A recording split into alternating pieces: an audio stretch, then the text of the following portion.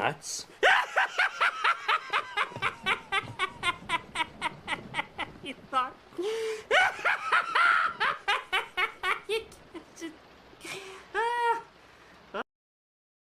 And now your mama knows. Bruce, unleash the baby god dragon!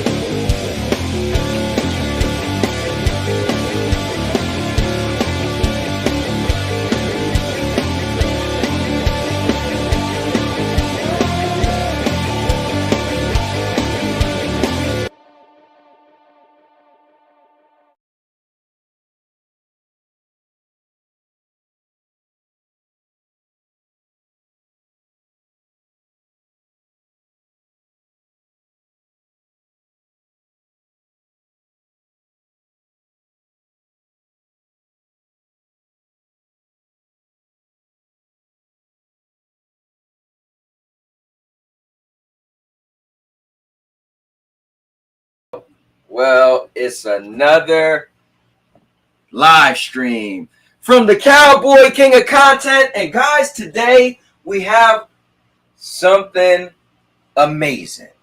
Guys, one of the not even one of the fastest growing channel that I've witnessed on YouTube is none other than a guy that I admire. He's a young handsome lad, a really cool guy, one of the nicest people I met on this journey called YouTube, none other than Red Giraffe. So guys, I'm honored today to have him again as a guest as we discuss content creation. It's going to be epic.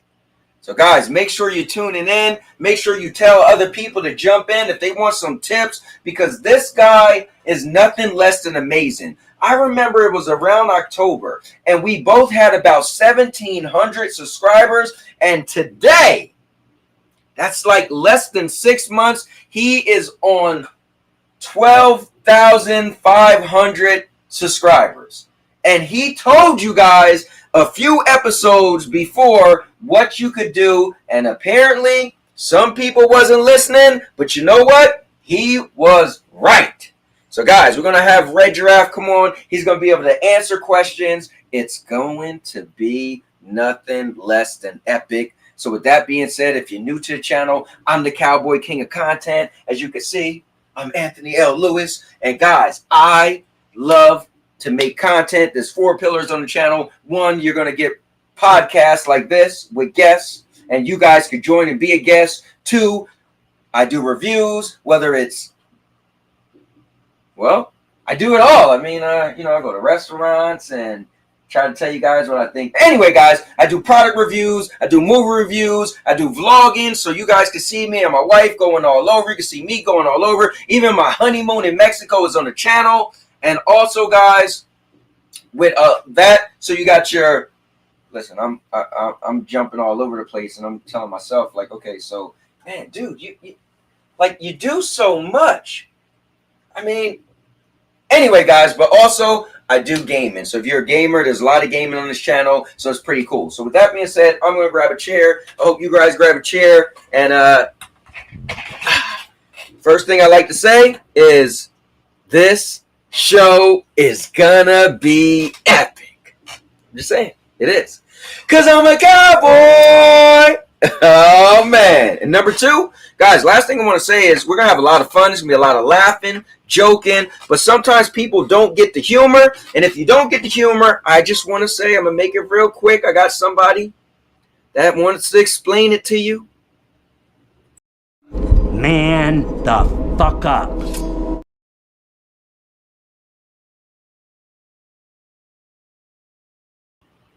All right, guys, now the Cowboy King of Content is ready for our guest. So, guys, give a warm welcome. Stand up on your feet as I bring in none other than Red Giraffe. Let's go. What's up? Red, what is going on, man? Talk to me. Bro, just just the usual. Just working and YouTube grind. Dude, YouTube, we're going to get into it. You, Red, last time we spoke, well, we speak all the time, but last time I checked in on your channel, I was like, what the? I think you hit like 5,000. That was like not that long ago. So clearly you got this thing mastered. Clearly you know what you're talking about. But the thing is, we want to know, what are you talking about? So I'm going to get into it. Let me say what's up to the chat. Right here, none other than my guy F-Cat. Give him a shout out. He is a member. And Nice. my guy Rue Diggs is in the building. Say hey, hey.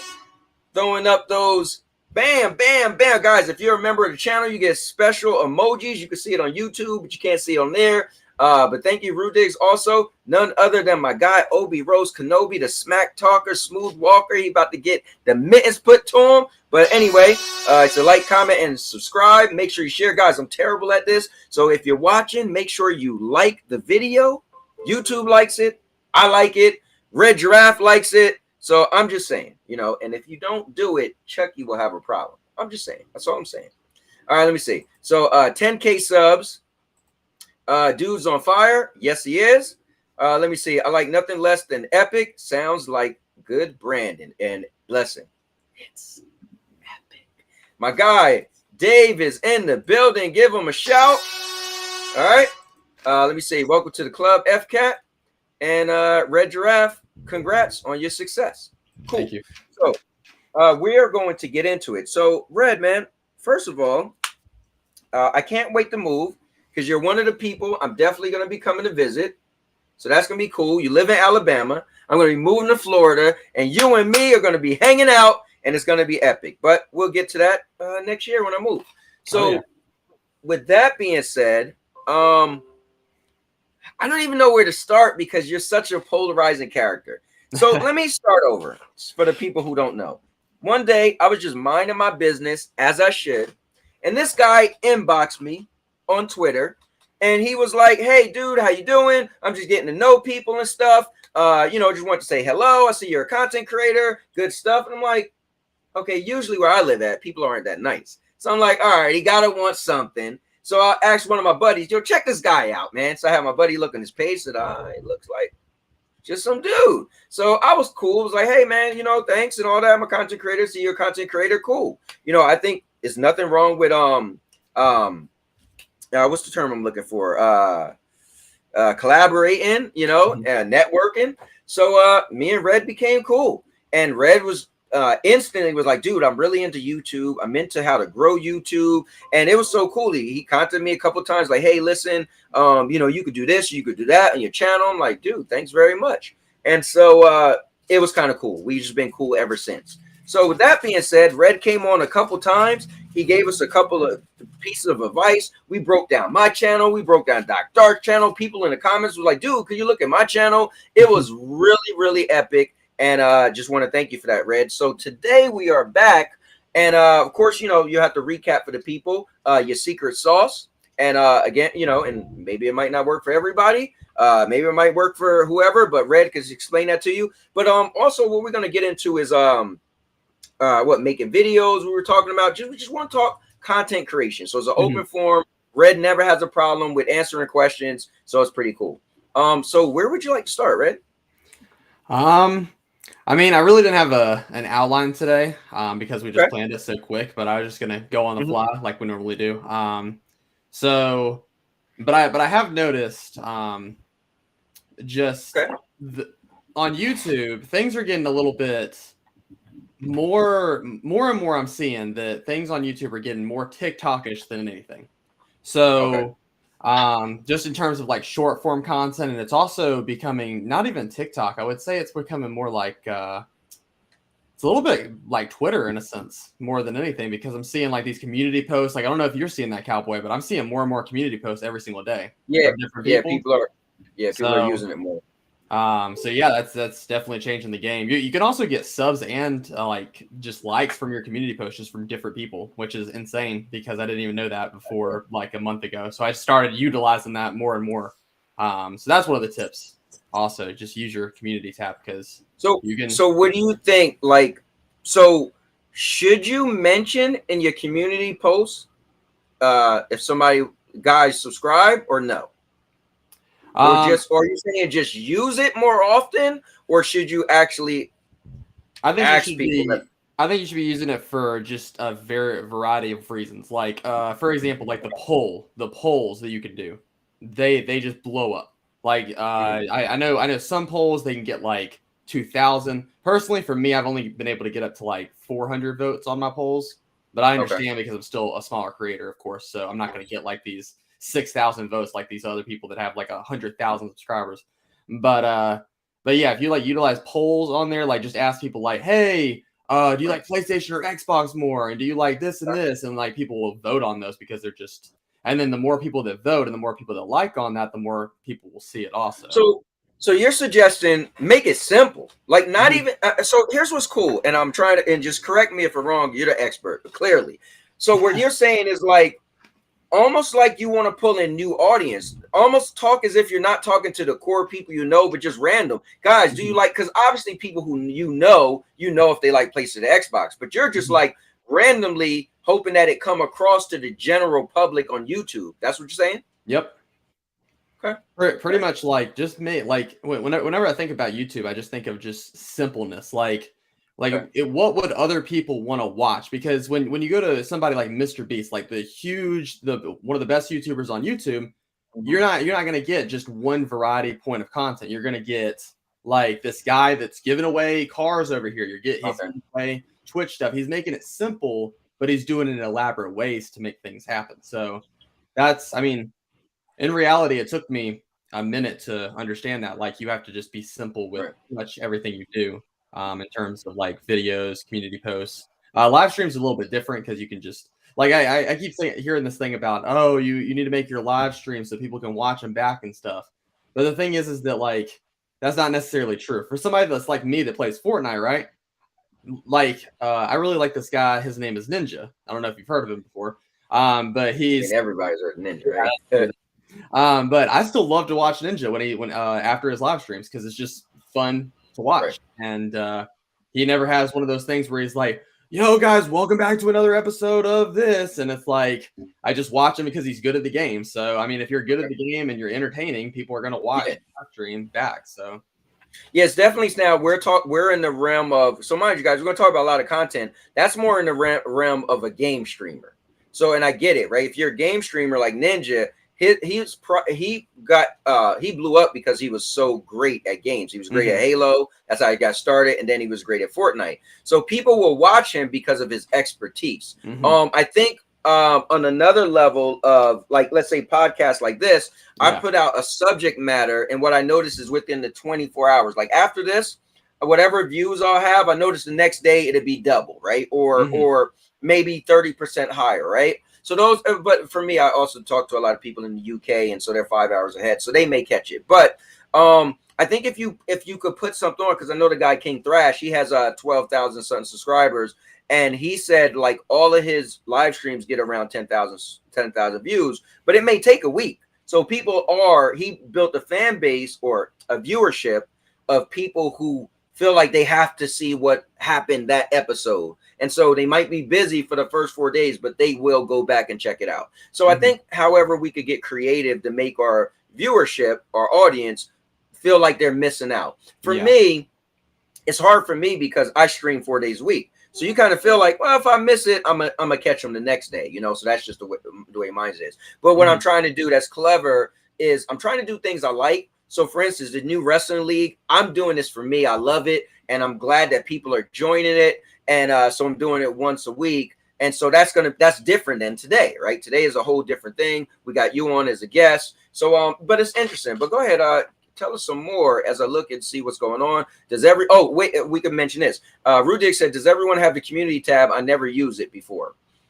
Yes, 99% of YouTube now has, or like if you have a channel, you have a community tab now. It used to be only for people that had 500 subscribers or more, but they opened it up because they wanted everybody to be able to use it. And I personally think that actually that helped because before I didn't even use it. I don't even remember when I started using it. I think it was December I started using it. But that was only because I started seeing other people with these polls and they were getting a lot of like votes and stuff. And I was like, whoa, like, is that actually useful? And I started doing it. And I was like, whoa, like I'm getting a lot more votes and a lot more traction on the channel than I am just, doing nothing. And dude, and I'm not gonna lie, man, I gotta give you credit. Talk about simple. I like seeing when you put up the ones with all the spaces and you'd be like, one of them is a sad face. And I'm literally sitting there looking like, oh, there it is. Now you just had me engaged. You just had me like, and then it could get somebody to say, well, this dude now, because some people have respect for content creators like me. If I accidentally click on a video, I have to like the video. That's just me. So some people who may look at your poll may say, let me check this guy out. And next thing you know, you might have a subscriber. So I love that you're trying to corner every market. I see Rudik said he actually met Ninja one time in Toronto at Expo. Cool. That's pretty cool. Let me see. Jersey's Finest is so underrated content creator. He deserves more subs. Jersey's Finest, he is a good guy. We became to be good friends, and I do like his content. I like how polished he is. He's real, like laid back and like real articulate. Cool, good stuff. And there's a lot of people I know that I think, long story short, this is how it is. This platform has millions of people, and they're just going to watch what comes in front of them. Now, some people are going to stick to what's in front of them. Some people aren't, right?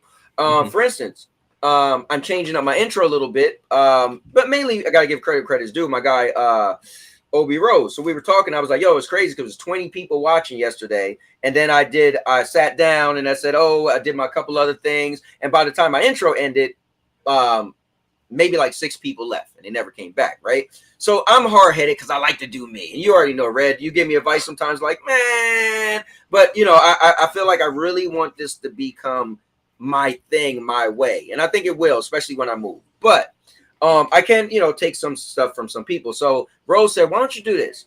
Start off with your regular timer, right? Then do your countdown, and then just put out your intro. And when you come on, then the show officially starts. Instead of people feeling like, oh, wait, it didn't start yet. Now I got more waiting. I'm like, you know what?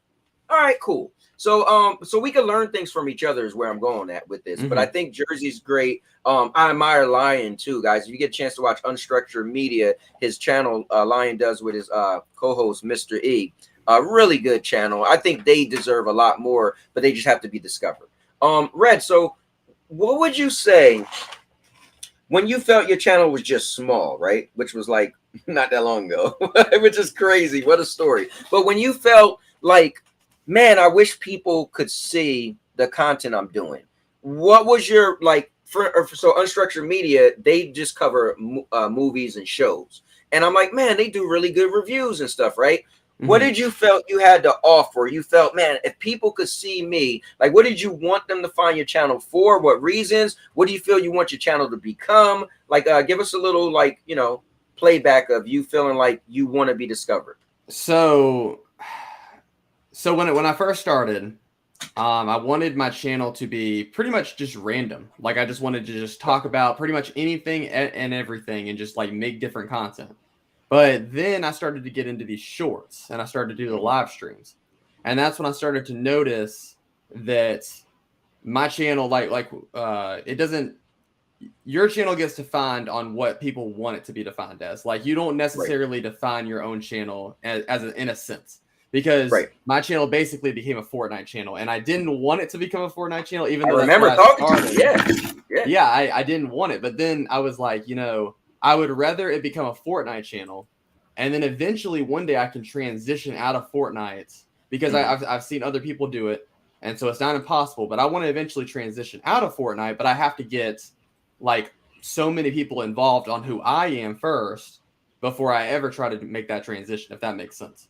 Because definitely, like, there's a lot of people out there that just like that are super big right now, like Preston, Mr. Beast, Ali A, all these people. They had these series that they just took off and they just kept going and going and going. And so I feel like that's me with shorts right now. Like, a lot of people are like, oh my gosh, you got to 12,000, but I'm really just doing a series on shorts in a sense. Like, I'm really just building these shorts, and they're just like keep going and keep going and keep going. And that's how I'm getting like all these people to come. And some people are asking me, well, you're getting all these subscribers, but are you getting these views? Well, the funny thing is that I am, which is absolutely insane, because I thought originally when I was going to do these shorts, I was like, man, no one's ever going to show up my long content. No one's ever going to watch my live streams. I'm just going to do all these shorts, and I'm just going to become a nobody, because I was really worried about that, about the shorts just taking over. But I have noticed that every single time I do a short, that I get 3 views on a video that I recently posted in like a month. And I also get a few clicks on a live stream, which is interesting. Yeah. So, but yeah, so, but I still feel like you say that I'm big, but I still don't feel like. Well, okay, so let's say this, right? And let me read this first. Rude says he's gotten about 50 to 75 more subs since the last time you came on here, Red. He said, you know, he's been taking some tips and listening. Xbox Nation was saying that he needs to do more shorts, but he was, you know, feeling a little bit ill for a week, but he's going to get on it. Let's see. These guys are talking about the wrestling league. So the thing is, you might know, and I'll actually answer this question. Dude, whose channel have you seen get this many subscribers this fast? Like, well, I will tell you this, Cowboy. So people ask me, they're like, man, how do I come up with my shorts ideas? Because I'm just talking about random stuff about Fortnite, and people are like, oh my gosh, that's crazy, man. Like, this is just nuts and nuts. Well, there is actually 6 or 7 different Roblox channels that do this exact same strategy. And so I thought to myself, I was like, okay, I'm doing Fortnite and they're doing Roblox. I have not seen a single person do the kind of content on Fortnite that they're doing on Roblox. And I said, it's very similar in a sense if you can change it. So that's what I decided to do. And so far it's been working pretty decent. And so that's what I decided to do. And all these other channels that I'm talking about, they all grew from like 100,000 subscribers back in like August to like now they're at like 500,000 and it's February.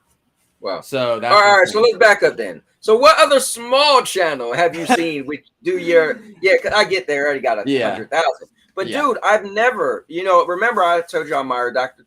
Dark, right? And I had you look at his channel before. I mean, even King Thrash, right? King Thrash has 12,000 something.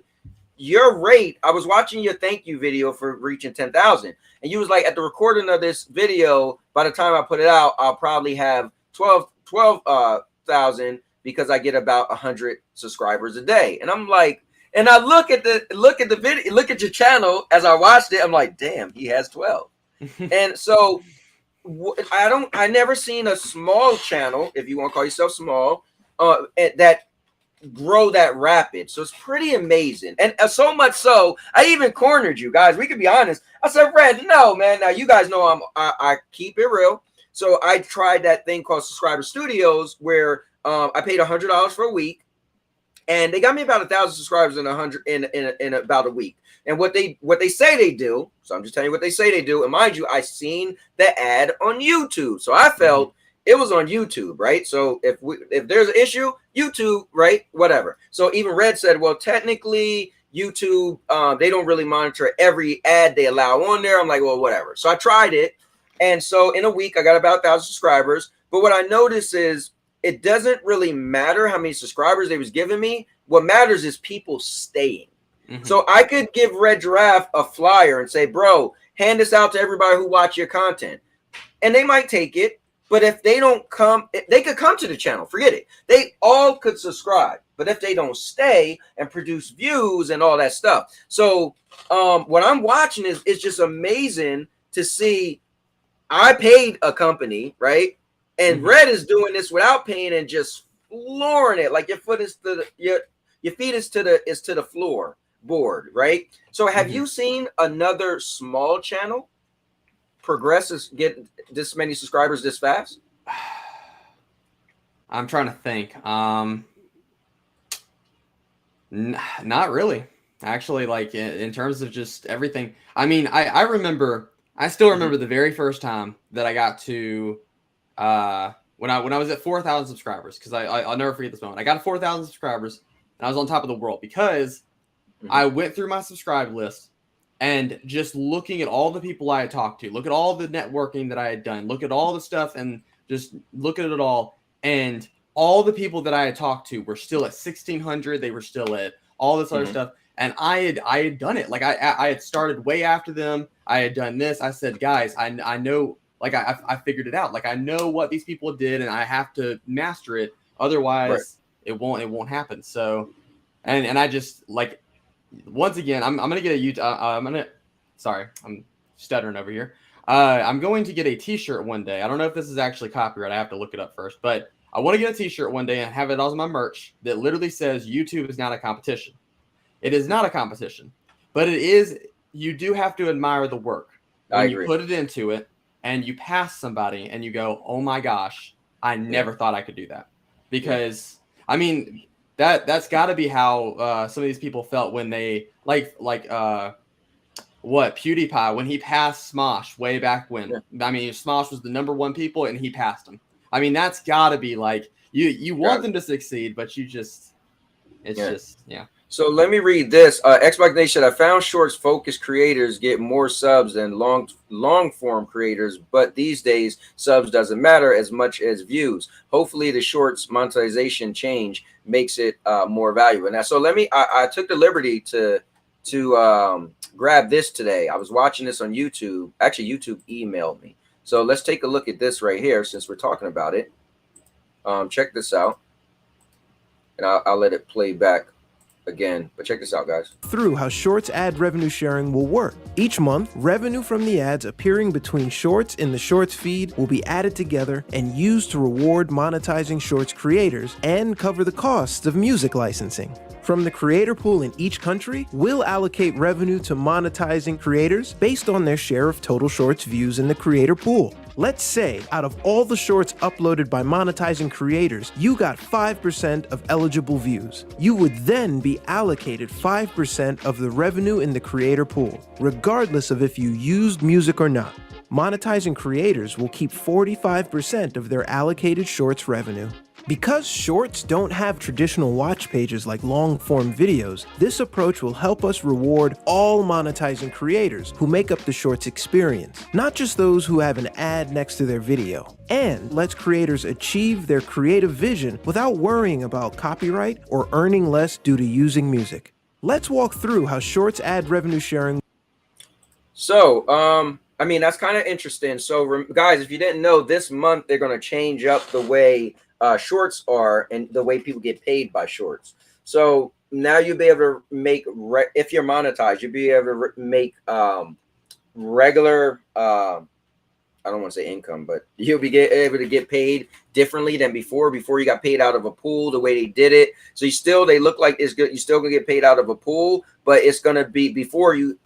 You had to have a certain amount of views in order to get paid. Now you will get paid, but again, they use 5%. So don't think it's gonna be crazy, because remember they said if you have 5% of the pool, just imagine how big this pool is going to be and how small. You're probably going to have a 0.5%. Yeah. But you know, there's some channels, they stick at it and they do amazingly well with shorts. So it's just another way to get some type of revenue as far as being monetized. So I think that's pretty good though. Maybe now I'll focus get back into shorts. Let's see. I just only use shorts to try to get more subscribers, but I kind of like fell back on them. But maybe I'll mess with them a little bit more. But obviously, Giraffes is making a good point that shorts are important.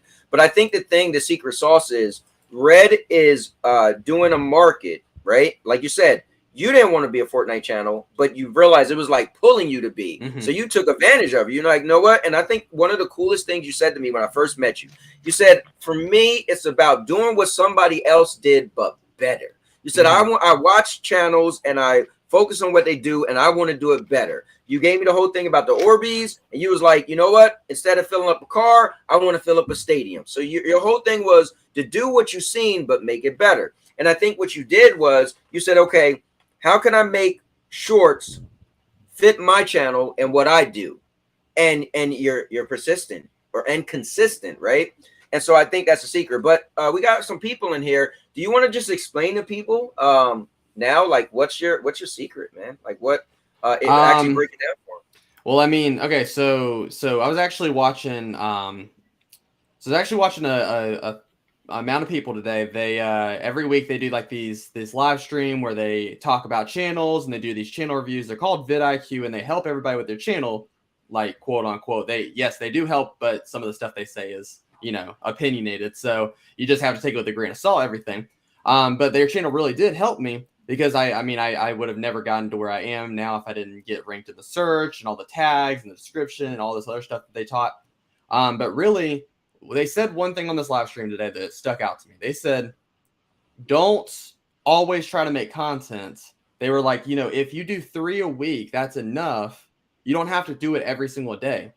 But then I thought to myself, I was like, actually, I don't agree with that, because I have noticed ever since I actually started doing more content that I'm actually getting more results than not doing more content at all. Okay. Because you got to think about it. YouTube, just like you said, hundreds of millions of people get on this platform every day and compete to be shown in front of people.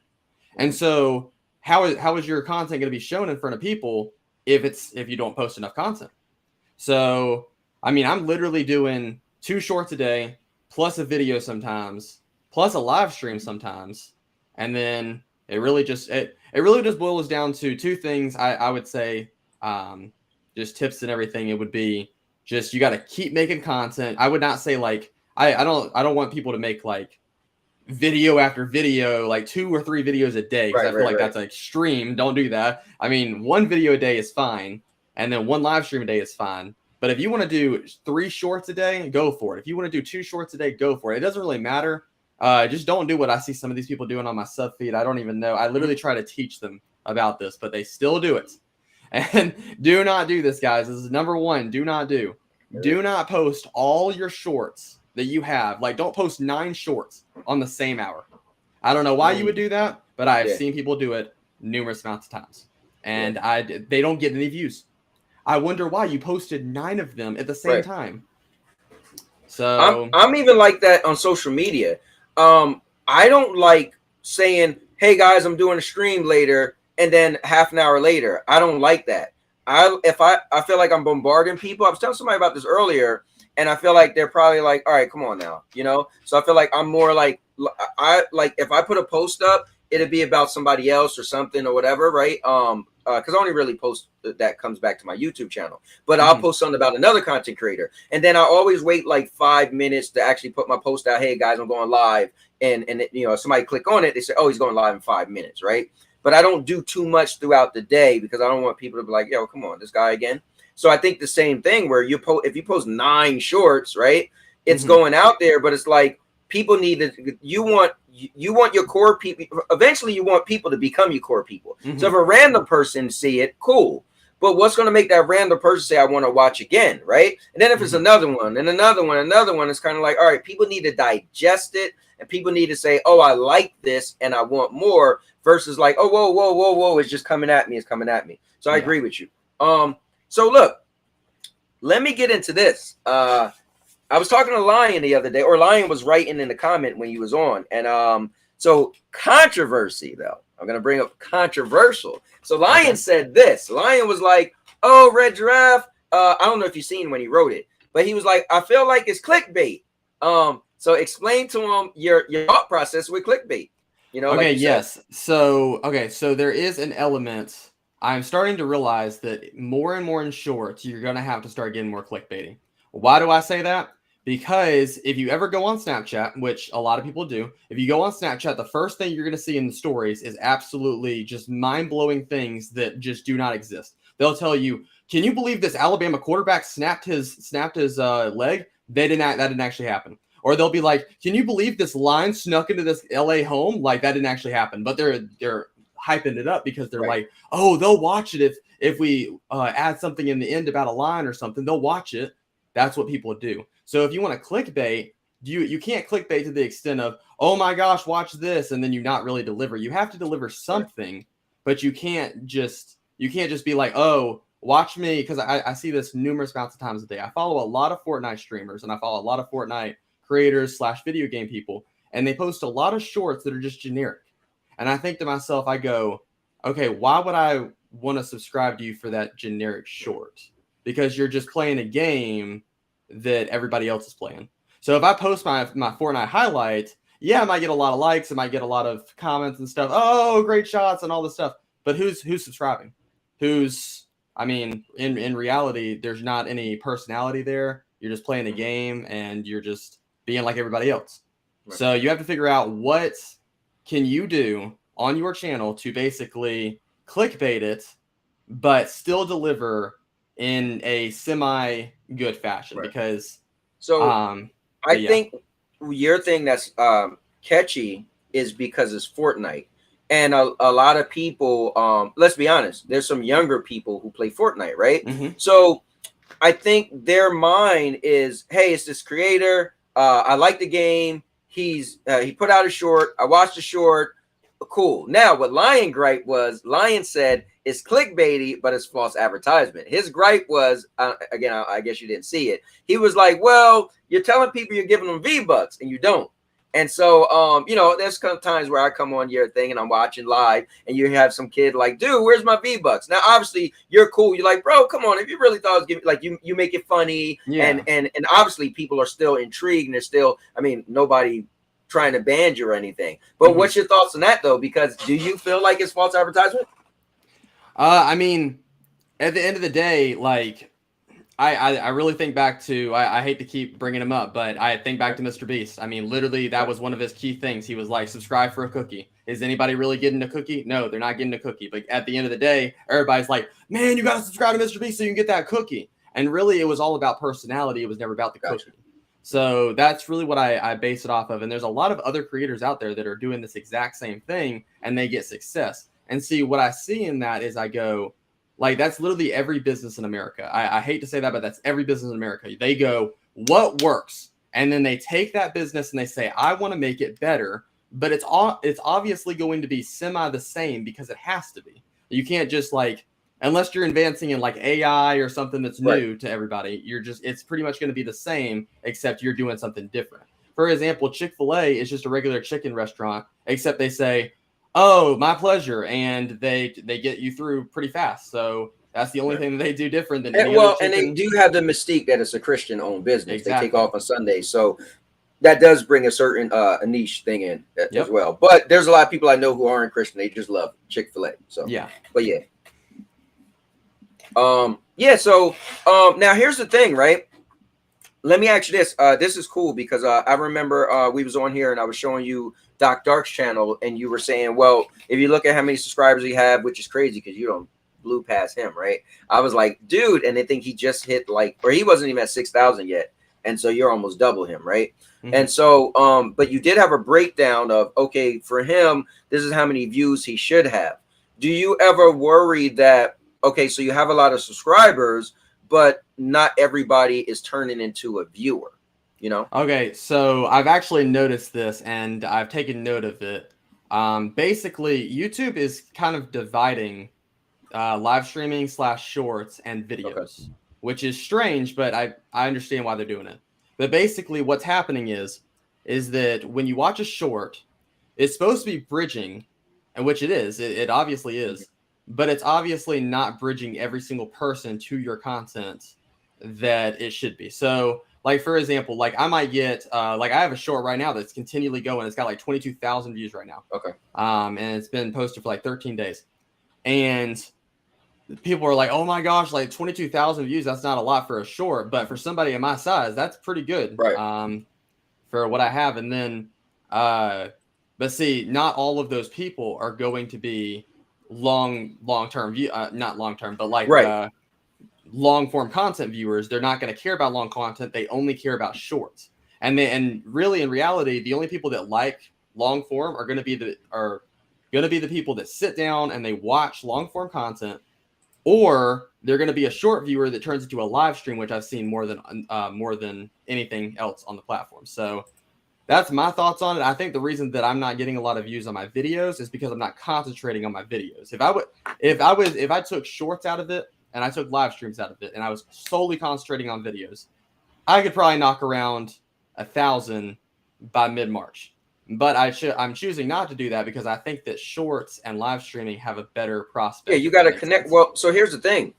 You are in public speaking, right? So I did a lot of public speaking. They tell you got to know your audience. And I think you know your audience. Your audience, for whatever, we got to go there, is a younger audience. And cool for you, you're 23 years old. So it's not like me. Like I'm 46. I'll be 47 in April. And imagine if all my audience was real young, we probably wouldn't relate. But you're able to relate because one, you play the game. You might not relate with them because they're still younger than you, right? And some of them aren't that young, but you play the game that they love. So for you, you make a short, and the attention span doesn't have to a video. You have to be creative, have a good thumbnail, have a good title, and you want them to stay long enough through that whole video, right?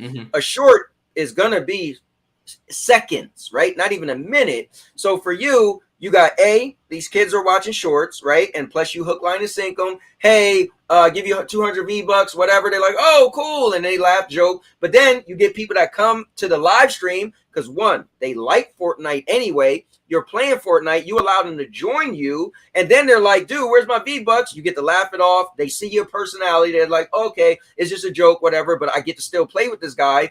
And I feel like you did, it was a recipe for success. But I wonder, like, because it's great to give this info out, and I think everybody needs to try it. But I wonder, like, dude, if you was called, like, do you think somebody could reduplicate if they did everything you did, but let's say it was Call of Duty, or if it was Destiny? Like, what would you say? Like, I mean, I think they could totally do it. But here's my thing: is that you have to you have to enjoy what you do. If you don't, if you're not enjoying making the shorts and stuff, if you're not, plus like every day, I kid you not, Cowboy, I'm literally on these shorts for like an hour editing and doing all the stuff I'm doing because it just takes so much time to go and do all the stuff.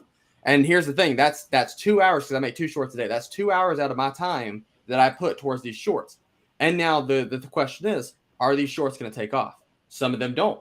Like today, my short failed. It sucks. Sucks that it happened. But at the end of the day, you have to go, okay, that short didn't go, on to the next one. And then you just keep going and keep going because you can't get slowed down by the past. You can't just be like, oh my gosh, my 10,000 video that I did hasn't even passed 100 views yet, and yet I have 10,000 subscribers. I can't let that get me down. That's in the past. If it takes off, it takes off. If not, whatever. I mean, you got to keep moving on, and then and eventually when you have 1 million subscribers, like you're gonna have at least 10,000 people watching.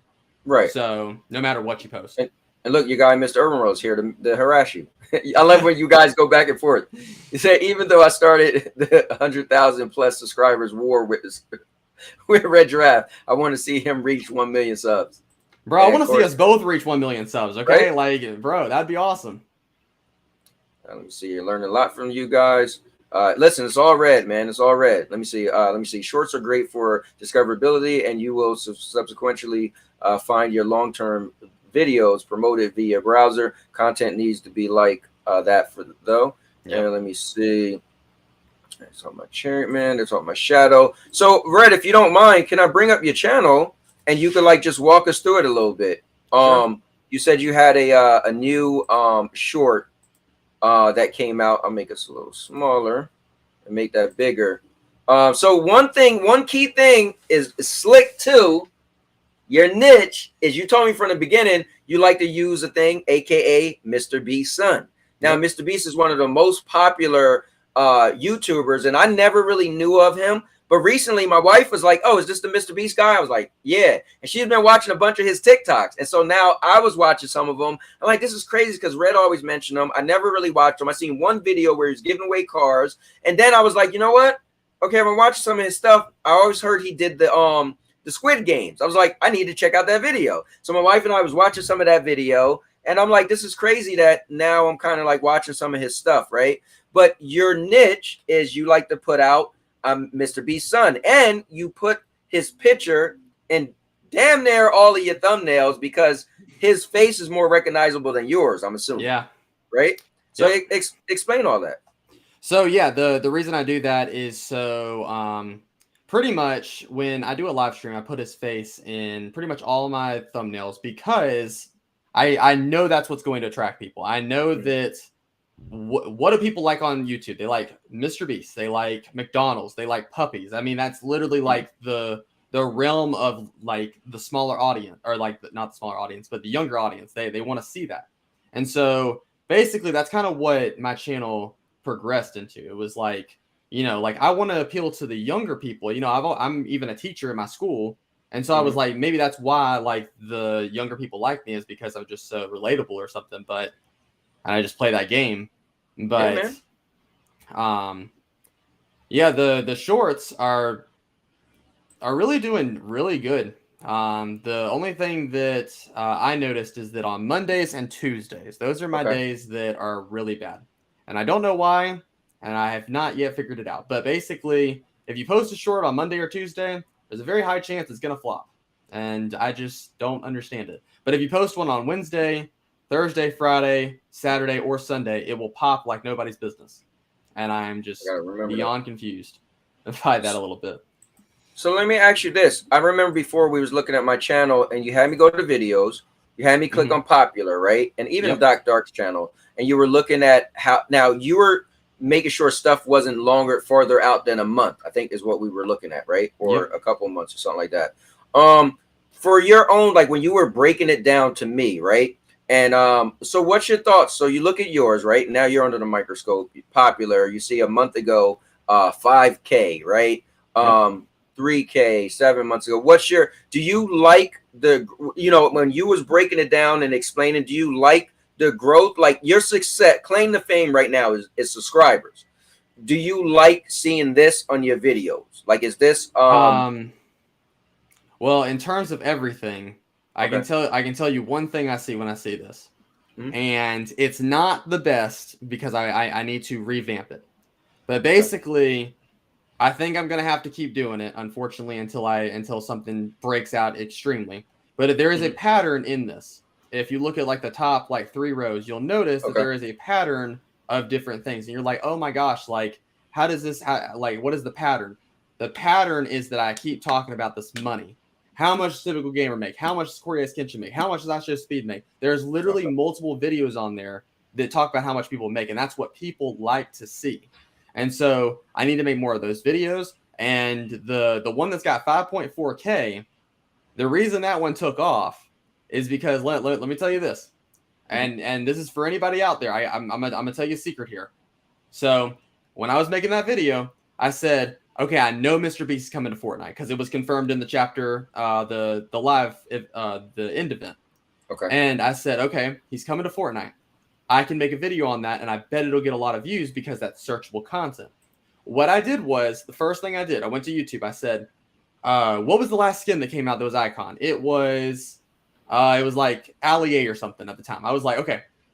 I searched and I was like, when does the Allier skin come to the game? Saw another creator, did the exact same video, or did a similar video to the one that I did. And I was like, okay, if this one can work on Allier, what if I took that and basically put my own gameplay in there, put my own spin on it, and said, what if Mr. Beast came to the game? And then boom, it blew up. Just like that one guy's did who had 3.8K, mine also blew up. So I was like, okay, that makes sense. Because his blew up, mine also blows up because it's got that same, like, the same influence. So that's what you've got to do. You've got to figure out what is searchable, what is your niche, and why, like, it's kind of like what you call it, predicting the future. Like you have to predict the future of what other people are going to do.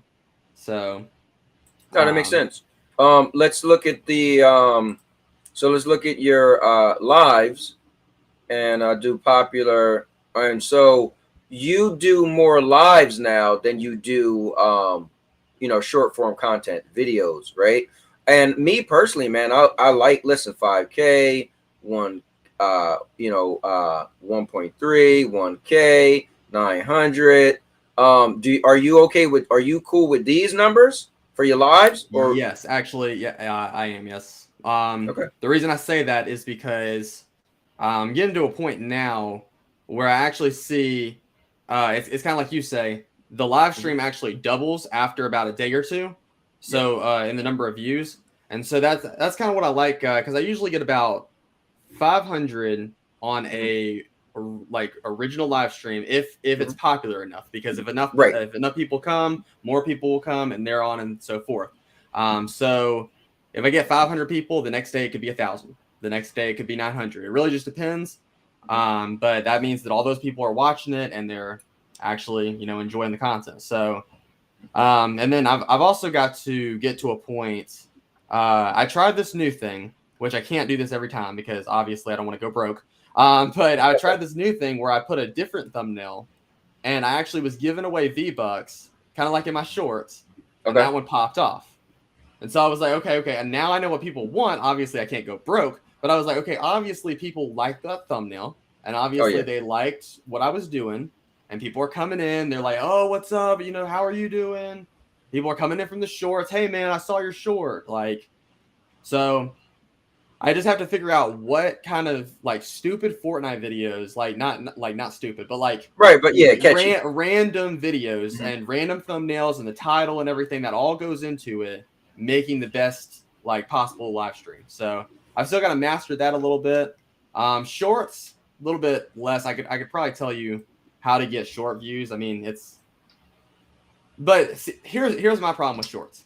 Let me tell you this, Cowboy. Let me break this down for you. I've seen multiple people, kid you not just one, multiple people that have less subscribers than me, less subscribers than you, and they're averaging 60,000 views per short. And I still, to this day, and they do less effort than I've ever seen in my life. This will be the short. They'll be like, what do you like more, Call of Duty or Rainbow Six Siege, and they'll put it like, comment, and I'm just like, bro, this is the laziest content ever, but it'll get 60,000 views, and I'll be like, what? So what do you think got the pull for people? What do you? I don't know. So that one you don't know. Okay, got you. I mean, even me, like I'm getting. I guess it has to do with the comments because I'm just not getting as many comments as these other people are. I guess it has something to do with the comments. So if you get more likes and more comments, I guess it boosts your video more than anything. Well, I will say this, yes, because YouTube like interaction. Because Doc Dark, he'll put out a video, and the reason why his videos jumps is because people go back just to debate and argue with each other. Like I'm always getting caught up in an argument or a debate on his content. I'm like, dude, I wish they would argue on my video, but he puts out these videos because he stick to it. He's an Xbox guy. He likes to complain when Sony's doing this, the Xbox is better, and then people just come to agree and people come to disagree. And then he just sit back and watch people argue in his comments, and that video is getting traction because it's showing that people are engaging well after the video was made. And so YouTube is like, okay, people like this video, and it's interesting. What about this? Explain to the people the community. So I'm pulling up your community tab, and this is what you were talking about. You make polls. Look at this, like plus sub if it's too easy, right? You make some catchy stuff. How many crowns wins do you have this season, right? Simple stuff. Find this is the ones I like. Find the sad face, right? Like what gave you the thought of doing this? Well, I actually saw another YouTuber who was actually implementing this. Like he wasn't doing as many as I'm doing, but like he was implementing this like every 2 or 3 weeks he was doing something like this. And so I was like, what if I just did that every single day? And so that's what I've started to do. And then I started to notice which ones get more pull. Like the one with the shotguns, that one extreme, like that one got a lot of votes. I think look at it, right? I know the pictures stand out and it looks so premium, like, oh man, they got pictures on this. Like you almost want to know what it's about, And so like I just have to figure out like how am I gonna master that. I still haven't mastered the community tab per se, which I mean when I say master, like I don't take me like I'm like Tom Brady of like YouTube or anything. I'm definitely not Tom Brady of YouTube or anything. Like I'm literally just this guy that somehow is getting subscribers and views on YouTube, amazing. Which I don't even like. I mean, if you would have told me like a year ago at this exact moment, you would have been like, "Hey, Red Giraffe, in a year from now, you're gonna have 12,000 subscribers." Man, shut up. No, I'm not. Whatever. It takes time. It took Mr. Beast like 3 years to even get 10,000. Like, what are you talking about? And now I'm at 12,000 somehow. So, but yeah, I mean, it really just comes down to just dedication. I mean, you have to. I was actually telling my class this today. I said, guys, let me tell you this, and I'm being dead serious when I say this. If whether you go to school or work, because this is for anybody on this live stream right now, if you go to school or work, and you get home, and some of you guys have families, some of y'all don't. Some it's just everybody's different. If you do not devote 5 hours, non-work or non-school, to YouTube, there's no point in starting. I'm dead serious because you have to devote that time. You have to research everything. You have to figure everything out. There is no what is Rudig's saying? Is that how much to make me a couple Destiny 2 shorts? What's your rate? Hey man, if people are gonna give me money, hey man, I'll make it for like $5. I don't know. Xbox said he doesn't have a. Wait, what was that? What was the thing you said about right here? Yeah. I would love an idea for shorts for my niche. I have a couple, but I have no clue. LOL. So Xbox, I think like bro, since I've been watching your channel, because I've been watching your channel for like 3 or 4 months, I can tell you what your niche is. Your niche is Xbox enthusiasts. That's what your niche is. Like anybody Xbox related, that's what they're watching. You're kind of like top 5 gaming. They're all about Fortnite. You are the top 5 gaming of Xbox. I can tell you that right now. Your editing so good. I like dead serious. Like I would pay for Xbox editing if I had the money. And then But get this, your niche is just Xbox enthusiasts. So when you develop a short, just think to yourself, hey, like what I would do is if I was you, I would actually go on YouTube and I would type in hashtag Xbox, hashtag shorts. And I would actually look in the past month and see what other people have done. And if you see one that's like, because I'm sure you're going to find somebody out there that's literally doing the exact same thing as you. And someone has a short out there that is doing something with Xbox. And so all you have to do is find their short, say, hey, I can make a short better than that, and then make it. And then pretty much utilize their theme, but then take it. Yep. Here, let me pull up Xbox channel if you don't mind. We looked at it before, so I'm sure you don't mind. Yeah, man. I mean, what's cool is I've been watching some of his stuff too, because I didn't realize he had a channel when he always came on. And then you and him were talking. I was like, I like to watch other people content. So as you can see, I watched a couple of your videos. But yeah, I mean, this is dope. Let's go to your videos. Oh, let me ask you this, Red. You know that YouTube changed things up. So now if you don't edit your own face channel that says home yourself, YouTube's just only going to put videos. So let's say, look at Xbox Nation, right? It says videos, right? And shorts. Let's say and then Xbox Achievement Guides, right? Let's say if he was big into live streams won't show unless you add it. So I think a lot of people didn't realize that YouTube changed stuff up, because I see some channels they're a live stream channel, but if you go to it, you don't see the live streams because a lot of people never click the tabs. Like, I'm big on playlists. I have so many. I don't think anybody really pay attention to my playlist at all, right? I just kind of do it because I love to be able to find stuff. If somebody asks me like, oh, you made this, like Mr. Urban World was like, you never made a video going to a buffet. I'm like, yeah, I have. So for me, if I wanted to find it, I know I could go to my playlist, right? So I'm just pointing that out. I noticed that YouTube changed that a couple months ago. And if people don't realize, like, if they're a live stream person, it's not going to show, because the video tab used to be everything. That's why on my channel, I made a tab called content. So if you're on my homepage, you'll just see content and it's mixed in there. But that's just for me because I call myself the king of content. But anyway, but yeah, if you want to give a couple pointers to his channel, since we're on here. Yeah, I'm going to be honest, man. Like, Xbox Nation, like, bro, kid you not, man. I still to this day do not know how Xbox Nation has not exploded. Like, I seriously wonder how Xbox only has 3,000 subs. Like, Xbox puts in work. Like, I see people that have like 500,000 puts in work. So let me tell you, man, dude, the road is hard. Like, or not hard. The road is long, but bro, if you keep doing this, like keep making the videos you're making, although I will tell you this, Xbox, from what I do notice on your channel, I don't know if you've seen it, but on your channel, I've noticed that the more time you put into your videos, like if your video is over 15 minutes, you're gonna get less views, because I think it has to do with that watch time.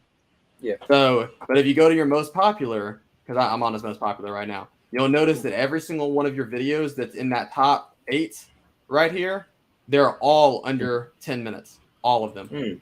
So that's interesting. So if I was you, Xbox, I would actually try to figure out something to always make content under 10 minutes if you can. I understand, like, you sometimes need to make those 20-minute videos. Right. If you can stick under that 10 minutes, that's where it is. But yeah, that's just some advice. But yeah, bro, you're killing it on these thumbnails. You're killing it. Oh man, his thumbnails. Oh, dude, my god, so beautiful. Yeah, man, his thumbnails are like, when you look at his channel, it looked like this would definitely be one of those big channels. Like, I look at his content, I'm like, oh, this dude watched some of my stuff. Oh, I know, yeah, me too. Yeah. Like, for real, I'm like, oh man, I just look at. Listen, I love to have fun with this. I'm silly, I'm funny. Obviously, I got a lot of plans. I'm gonna take stuff a little different direction once I move. I need more space, but but I don't look at myself as I'm a small channel, to be honest with you. And I look at some people like, dude, that's kind of cool. They're watching me, So yeah, so I want to, pull up Xbox channel, but which I will say this about Xbox's channel. The reason I think that it's not taken off as much yet is because there's just so much competition in this Xbox realm. And so the problem is that it kind of goes back to that question of why should I care? Because if someone like this is what's going to happen. If someone's watching a huge Xbox channel, I don't exactly know a lot about Xbox because I'm a PlayStation guy, but I'm sure there's someone out there who covers everything Xbox. And so if they've already watched something he's made, and let's say that they're like, what's your most recent video? Your most recent video is talking about the 35 best, or actually, let's just do the one from 7 days ago. The 10 amazing new Xbox games of February 2023. Well, let's say the person that it has like 700,000 subscribers has already done one on 8 amazing new Xbox games of February. So, boom, he's already got that whole thing, and he uploaded it before you did. And then, boom, now you have 2.9K. Or even if he uploads it after you, there's a very high chance they'll still get recommended your content, but they're not going to watch it because they've already watched that on the other person's channel. That's what the hard part is that you have to be. They're going to get recommended the same content, and it sucks because your content is awesome, and they're not going to get to see it because they've already watched it, which that is true. So stupid. And you know, the crazy thing is too, to be honest with you, thumbnails look great. Yeah. You know, title could be perfect, but some people, this is for you, Red Giraffe. I'll give you $10 a short. Bro, that's legit. Yeah, I'll take it, Rudigs. I will definitely make you some shorts. And Lion says shorts is the best way to get subs, specifically on Sundays. Yeah, that's true. Here's another thing that's interesting though. I can see a cool looking thumbnail and I can see this and that, but you know what happens? I see 10,000 views and then I'm like, oh, I need to watch that one. Yeah, it's weird sometimes, but also there's times where I was looking up a controller, the backbone controller for Android, right? And the Android version. And this guy, I was looking at a bunch of them cool looking thumbnails, but honestly, this dude looked like a regular guy that was gonna be like, hey guys, just check it out. And I was like, you know what? Now he had a lot of he had a lot of views though, and I chose his over the really cool looking thumbnail because I was looking to purchase something, and I felt I didn't want the song and dance. I wanted a real authentic person, so that so it all depends, I guess, what you're looking for. But yeah, good thumbnail, good title. But yeah, man, somebody have more views, people would feel like, okay, well, his stuff must be better, but that doesn't mean that. Doesn't mean he could have been earlier, faster to it, or maybe he had more subscribers, so he have a bigger pool. What I also would say is that the problem with an Xbox or PlayStation channel, I've seen them on both. The problem is someone will watch your content and they will go, oh, thanks for that, and they will never subscribe because they're like, oh, well, I got what I needed. I don't really care about what else you have to offer. I mean, it's just, but like for someone that's doing like an actual like Fortnite or Call of Duty or CSGO or anything, they're like, oh, I'm invested in this game. I can actually potentially play with this guy. But unfortunately, it's just you literally finish work and you do videos for fun. Bro, see, that's what I'm talking about. That right there. That is how you know that you're going to be his There you go, right there. Winstar said great information. What's going on, Winstar? And Lion is in the building. Let me see. They're talking about the shows and reviews. Let me see. Yeah, I found they do better under 10 minutes, saying that my new video is second best in terms of growth and retention. Wow. Interesting. Yeah, man. It's it depends on what you're, what it is, to be honest with you. But I think more people look at that time. I do. When I'm looking for something, I'm not gonna lie to you, dude. I'm looking for 6 minutes and under. Yeah, and I make longer videos. She almost died. And thank you. And I make longer videos. Oh, I think this is what I smelled. Sounds really good. Anyway, but I make longer videos. But the thing is, I have an ideal in my mind. I record it, and I try as much as I can to cut stuff out. But what's special to me, I just leave it in there when I probably could cut it out. Because I bet some stuff I leave in there, people are like, nobody cares about that. But it's special to me, so in my mind, I bet if I had an editor would be like, get rid of that, get rid of that, get rid of that. And the video might be better, but it's because we have this personal attachment to content that we create sometimes. And I think it's hard to separate what you want for you versus what your audience probably would be like. We don't care that you stood there looking at the statue because you liked it. We just want you to get to the title, Yeah. I would also say this is a huge, I don't remember if I said this last time or not. If someone is watching this and you're starting a new channel for the first time ever, let me tell you what you need to do. You need to go out there and you need to pretty much put on the nicest face you could put out there. And like I know that a lot of people are going to be like, oh my gosh, don't act like you're not yourself or whatever. But listen, you're trying to sell stuff out here. You're not trying to that's literally what the McDonald's CEO did. He was over here selling milkshakes and he ended up being the CEO of McDonald's. I mean, literally, you have to go to these people and just become friends with them. Not because you want to sell them something, not because you want to do that, but at the end of the day, you're also wanting to get people to watch your content. Now, it has to be good content. Right. Like I couldn't just go to Cowboy and be like, "Hey, Cowboy, like, can you watch my videos? I don't really care about you, but can you watch my videos?" Like, he's gonna be like, "Man, screw you. I don't block." Like that's not gonna happen because I didn't get to know him on a personal level. So why would he ever watch my stuff? But if you're willing to get people on a personal level, yeah, it's gonna take months to build it up. But at the end of the day, would you rather build it up and then have a successful channel one day, or be like, oh yeah, I'm just gonna keep making videos and whoever watches them watches them? Like, that's not how you do that. No one in the history of making a video or YouTube channel has ever done that. No one has, like, no matter what they say, because that's a lie. No one goes, oh yeah, let me just never comment on another video ever, and let me just sit here and make my own content and hope people find me. No one does that. So, and if you do that and you're growing slow, there's probably a reason for that. You need to get out there. You need to make some more friends, specifically on your content that you make. So, like, find someone else that makes the exact same content you make. Watch the video all the way through. Like, tell them something you liked about the video, and boom. So, let me say, if you look at your stats and look at the videos that you got you the most subs and make mirror videos and the topics, it helps you get subs. I tested this with a couple of videos I made. I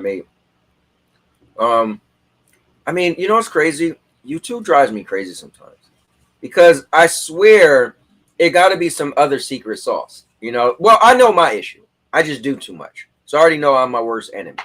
And that's why I'm trying to break it down to, like, even in my new thing, 4 things, right? Instead of I do a million things. So just podcasts, gaming, vlogging, and reviews, right? And I do more, but I try to just limit it to 4 things, right?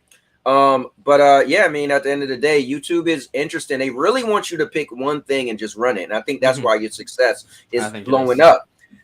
Your shorts are about Fortnite. Your live stream is about Fortnite. You put Mr. Beast's face all over. He was just in Fortnite. You're really clever with what you're doing. And you clickbaiting people too, man. And it's clever. I mean, hey man, that's what they always do on Google, man. If you ever go on Google and you're trying to search something, especially on your phone, I haven't actually seen it as much on the computer as much as I've seen on the phone. But if you ever go to your Google Chrome on your phone and you just go to that Google search thing, it's gonna bring up a bunch of articles that are just gonna interest you because Google knows what you like. So if you're a gamer, it's gonna pull up, hey, have you seen this thing about GTA 6 that's coming out? No, I haven't.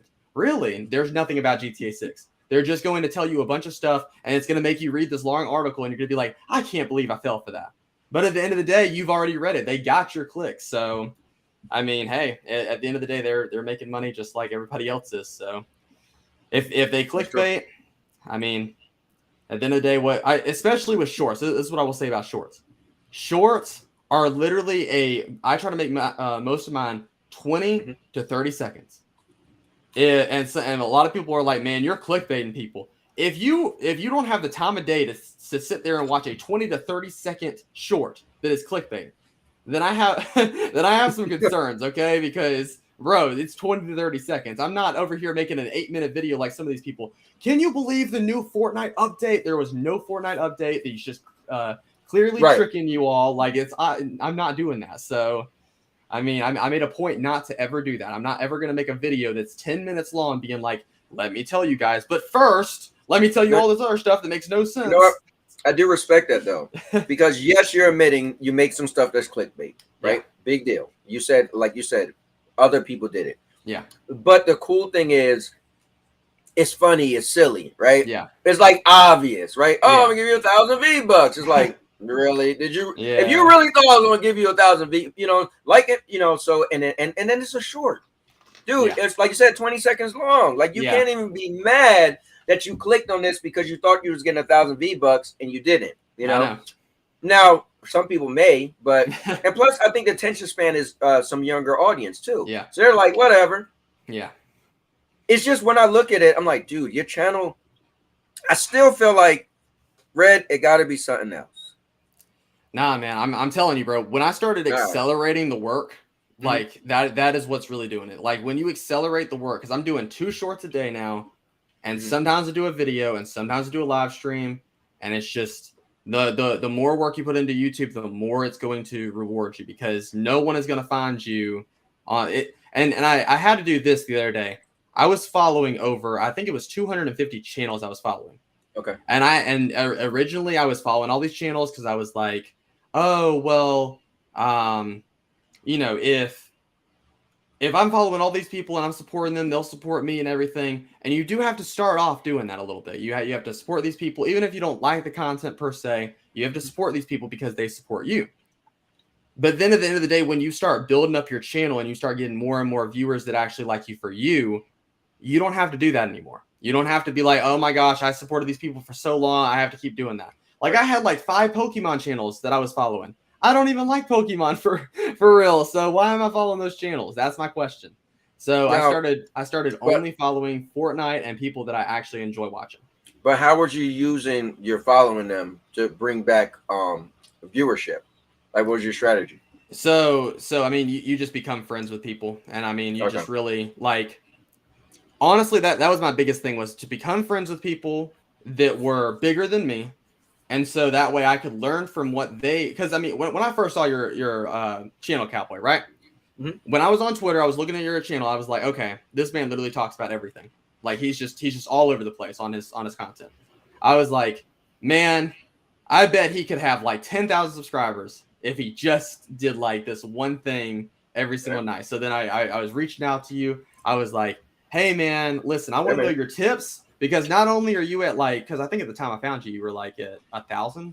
No, yeah, something like that. Yeah, 1,500 maybe, something like that. Yeah, I was like, man, he's got 1,000. I don't. How did he get there? Of course, at the time I didn't know you had started this channel like 9 years ago.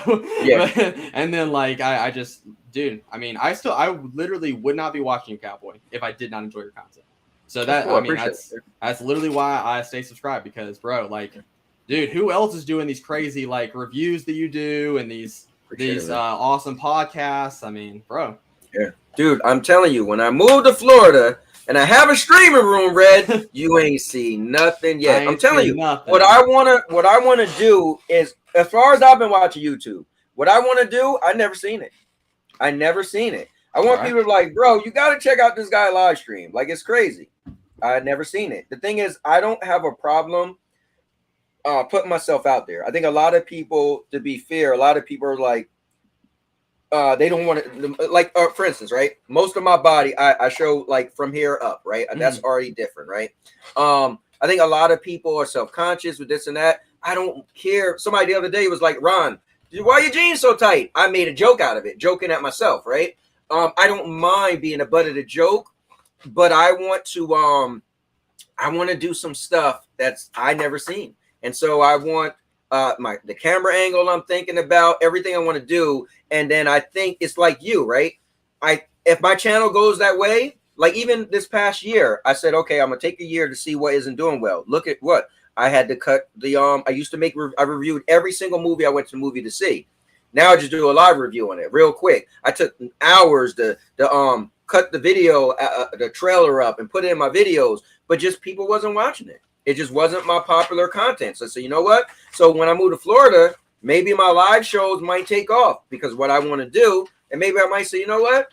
I might just, I even already started to not vlog as much as I used to. I used to vlog everything. Now I don't vlog as much. I cut down. So, but we'll see. Now it's cool because I get before I was like, oh, I'm moving in 7 years. I'm moving in 6 years, 5 years, 4 years, 3 years. Now I get to say I'm moving next year. Yeah. I'm close. So, but anyway, I appreciate you watching though. And I do feel like I have a certain value that I'm giving, but I can't wait to turn it up though, Oh, if Xbox is still here, I did want to tell him that the next coming weeks, there's gonna be a massive change in my videos. Like it's gonna go from like this amateur guy that had no idea, because I'm about to only start doing 1 to 2 videos a week. And then I'm about to just switch it up to completely do shorts, completely do live streams. And that's pretty much it. And then But every single video I do, I want to make sure that it is definitely better than the last one. Okay. So that way I don't ever like, because I mean, Yeah. I've been making like originally the whole last year, I was just making amateur content just to throw it out there, just to get my monetization, being like, hey, can you watch this? Can you watch that? Do this.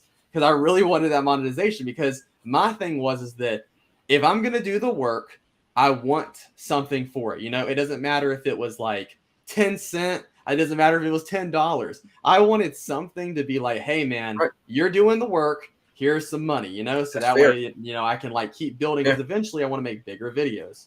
So what do you have to say about this? I kept it on the screen because I wanted to get to it. So Lion said clickbait is one thing, offering money is another, that fall under giveaways. What's your I mean, so like I said, the people I watch, very successful, grew their entire channel through doing this exact same thing I'm doing. And so in reality, it's like, yeah, it sucks that he's not really doing that giveaway. It sucks that he's not really giving all those people 100,000. But at the end of the day, it still falls under YouTube's terms of service, because am I really giving people V-Bucks? Yes, I'm giving some people V-Bucks on specific days of what I do. Like when I hit 10,000, I did that live stream on Friday where I gave a lot of V-Bucks to people. So I'm not lying about the V-Buck things. Red Giraffe unsubbed. Red Giraffe unsubbed. Wait, what? Yeah, I don't even know where that came from. But yeah. Aminar, I want to say what's up to you, man. Thanks for coming in. Aminar is the resident Stadia hater. We still don't know who he is. I got a feeling he's somebody we know, and he's still talking about Stadia to this day, and Stadia is dead. But let me see. Oh man, I'm glad your Steam Deck. Okay, you're talking about the Steam Deck. All right, you lost one sub. Lion said my collaborations with the movie files channel taught me so much about making content. Collaborating is the way. Yeah, I agree, man. I mean, if you could get something that's fits with both channels collaborating, you know, cool. Let me see where we could do a studio show. Dude, listen. But what I will say this, if you guys watch my intro and I show like all these cards coming at you, no joke, man. I've had so many shows, and I had so many shows with people, and I got to the point where I realized I like freedom, and I like to be able to spread my rings. And so I said I wouldn't do another show with another person. I wouldn't have another piece of content that's a weekly thing tied to someone, because and I'm very consistent. So notice I stream I streamed 31 days straight for the Stadia thing I created, right? Yeah, I saw that. I do 31 days. I did 30 days of Stadia and didn't realize December had 31 days. So it ended up being 31 days, not 30 days. But stream every day, at least probably like 3 hours, right? But I'm consistent. So I do my Monday, Tuesday, Wednesday, Thursday, right? But there's times where I might have to, like tomorrow, we got the wrestling league, but I have to pick my wife up from dropping her car off. So I'm going to try to rush home to get here by 6:10, right? But if I did something with another person, then I have to make sure I'm committed to show up, right? And I don't like to half-a it, right? If I'm there, I'm there. Actually, my wife and I, we did a show for 2 years straight, every single week. We never missed a week. Her brother died, and we still did a show that week. It was crazy.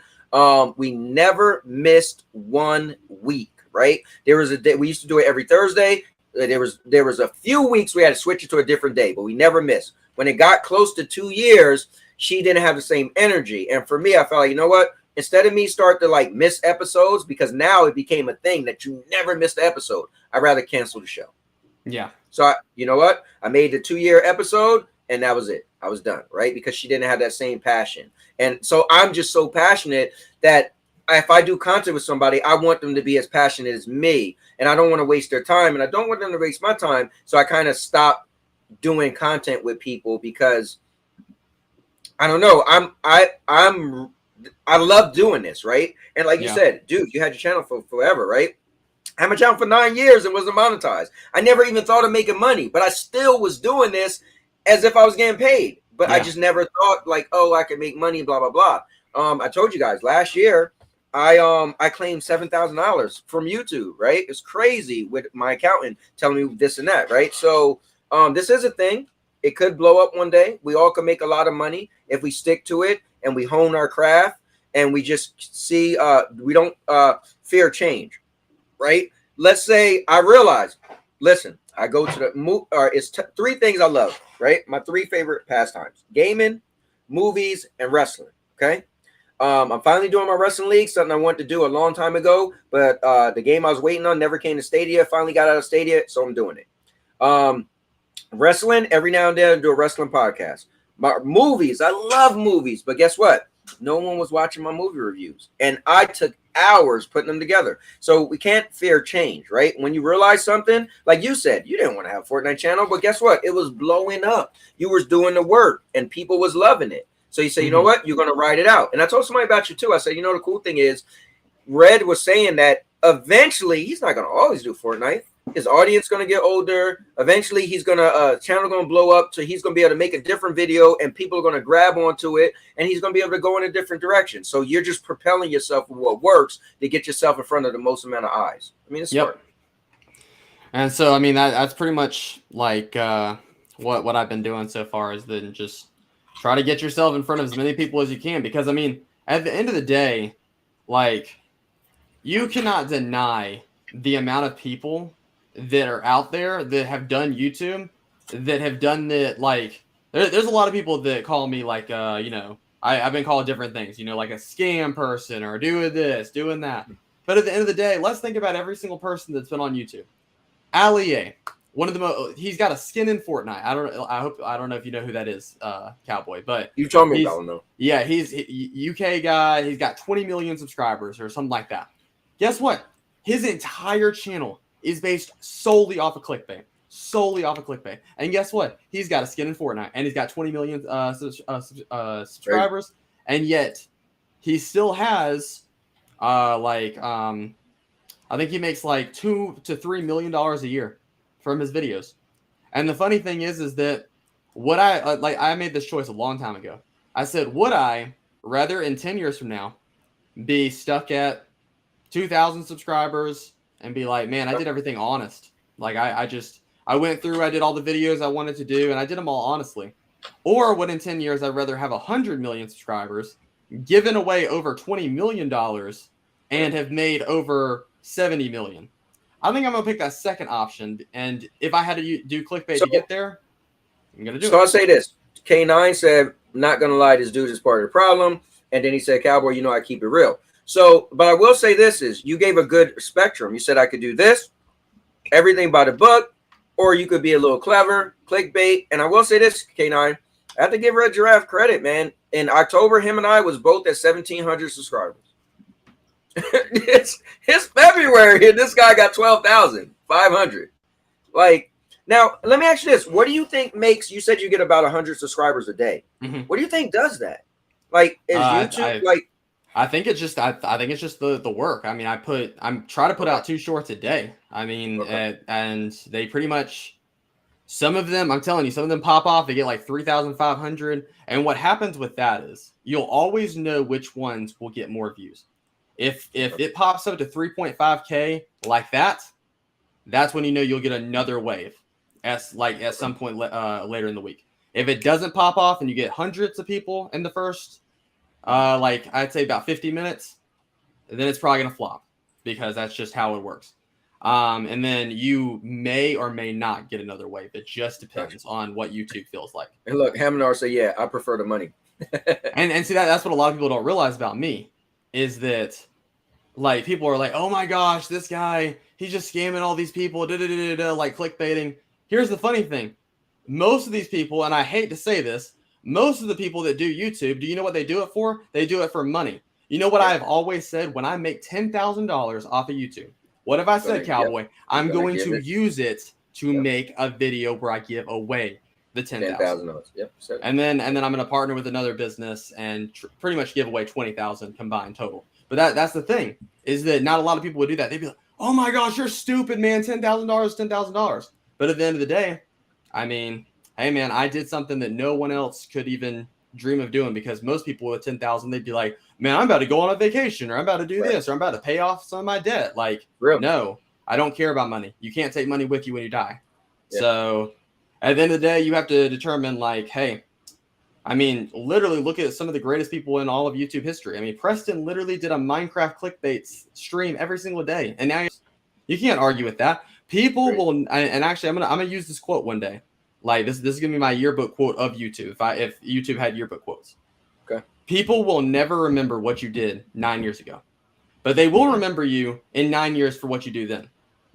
No, And that's so, real. You said somebody else was talking to you the one day, and you was like, Mr. Beast and them. They all did the same thing in the beginning, but no one remembers that. No one remembers. So that's true. Yeah. So just look at them. Yeah. So one day, so like 9 years from now, I could have 50 million subscribers. I doubt that'll happen, but if I get to 50 million subscribers, bro, you got 12 now. I mean, I don't know. Sky's the limit. Dude. But if I was to get that far, do you really think people would be like, bro, do you remember when Red Giraffe clickbaited? Man, do you remember when he was doing those shorts? Like, bro, that's crazy. No one's going to talk about that because no one will care. It is literally like a stepping stone to have gotten there. So at the end of the day, for example, let's say Chariot Man, because I know Chariot Man does a lot of Steam Deck stuff. Yep. Let's say Chariot Man, like he does all the Steam Deck stuff, and then eventually 5 years from now, he's got like what? 1 million, no, let's say 2 million subscribers. And he starts doing in real life stuff where he's giving away Steam Decks and stuff. People are going to be like, oh my gosh, do you remember when he did the Steam Deck? Like, and he was reviewing this and he was playing all these games and everything. No one's going to remember that. They're going to be like, no, Cherry Man over here, he's giving away Steam Decks. We don't really care about what he was doing those 5 or 6 years ago. We care about what he's doing now. So, you know why? Because they probably have some newer audience that wasn't around back then. Anyway. Exactly. They're not, and they're not going back. Yep. And so now he's got all these people that are like, oh my gosh, he's got 2 million subscribers. So yeah, can't take it with you when you die. Helps in life and stream production. Let me see. K9 said, y'all don't know how to be real. With people's the problem. I think so I hear you, K9. I think so for me, right? I've always said my whole thing when I first started.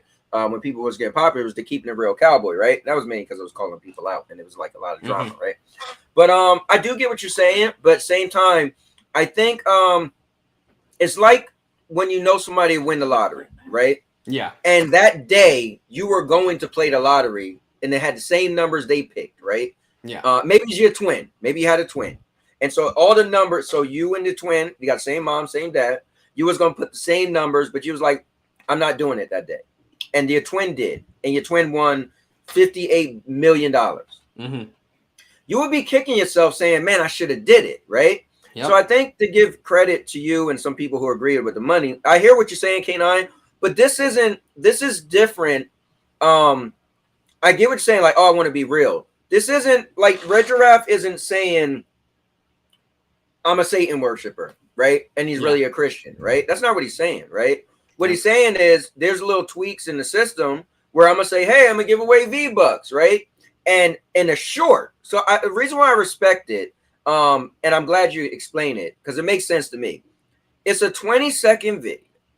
If I start saying, whoever like, comment, subscribe, gonna get a cowboy hat. Ha! Exactly. Yeah. Right? Yeah. See? And then you're like, bro, where's my cowboy hat? I'm like, are you serious, bro? Come on now. And then they laugh with me and like, okay, keep it moving because it was 20 seconds of their day, right? Yep. And I think that isn't that bad. And I get what Lion was saying earlier. Well, as far as advertisement or it's however he said about I forgot the term he used about giving away money, but technically you said you're giving away V-Bucks, which you do take money to buy, but you didn't say I'm giving you cash, right? But at the end of the day, it's a short. And you make it fun. Like when you watch your shorts, you're like, guys, if you could feel it in this. Like, is this guy really gonna give me the V-Bucks or not? You know what I'm saying? Like you didn't come off like, listen, like it wasn't serious at all, and it's about Fortnite. So, I think I'm definitely on your side, because I get it. Now, reason why I'm really on your side, it goes back to the analogy of the $58 million. The one brother bought the lottery ticket. And look what happened. The one brother didn't. You got 12,500 subscribers today. You and me both had 1,700 in October. I'm just saying, I don't knock your hustle at all because it's fruits of the labor, right? Yep. And YouTube is just for fun, right? It's for fun. It's to make money. It's to meet people. It's the network. It's not your real life. Me, I don't know the last time I walked out the house wearing a cowboy hat, right? Yeah. I tell you guys, I'm the entertainer. I come on here now. My wife would say, "Oh, he's an a-hole off the camera." You know, I'm still the same person, but I turn the dial up and I get a little extra, right? So for me, dude, if you're gonna get mad because maybe I said, I don't know, I'm gonna give you a cowboy hat and I didn't in a 20-second video, then fine, be mad at me. But I think it's the showmanship, right? And it's part of the mystique. And you got someone to come to your channel, and I've watched you when people say, "Dude, I didn't get my V-Bucks." You're like, "Come on, bro!" And you and the person laughed it off. And I never seen. Now I don't watch every stream you do, but Yeah. I guess this is a question: was anybody ever like pissed, like legit, like, bro, I'm like really mad? Like, how often does that happen? No, that pretty much never happens. I mean, if they're unhappy, they can unsubscribe and everything. But here, at the end of the day, like, I know numerous amount of people.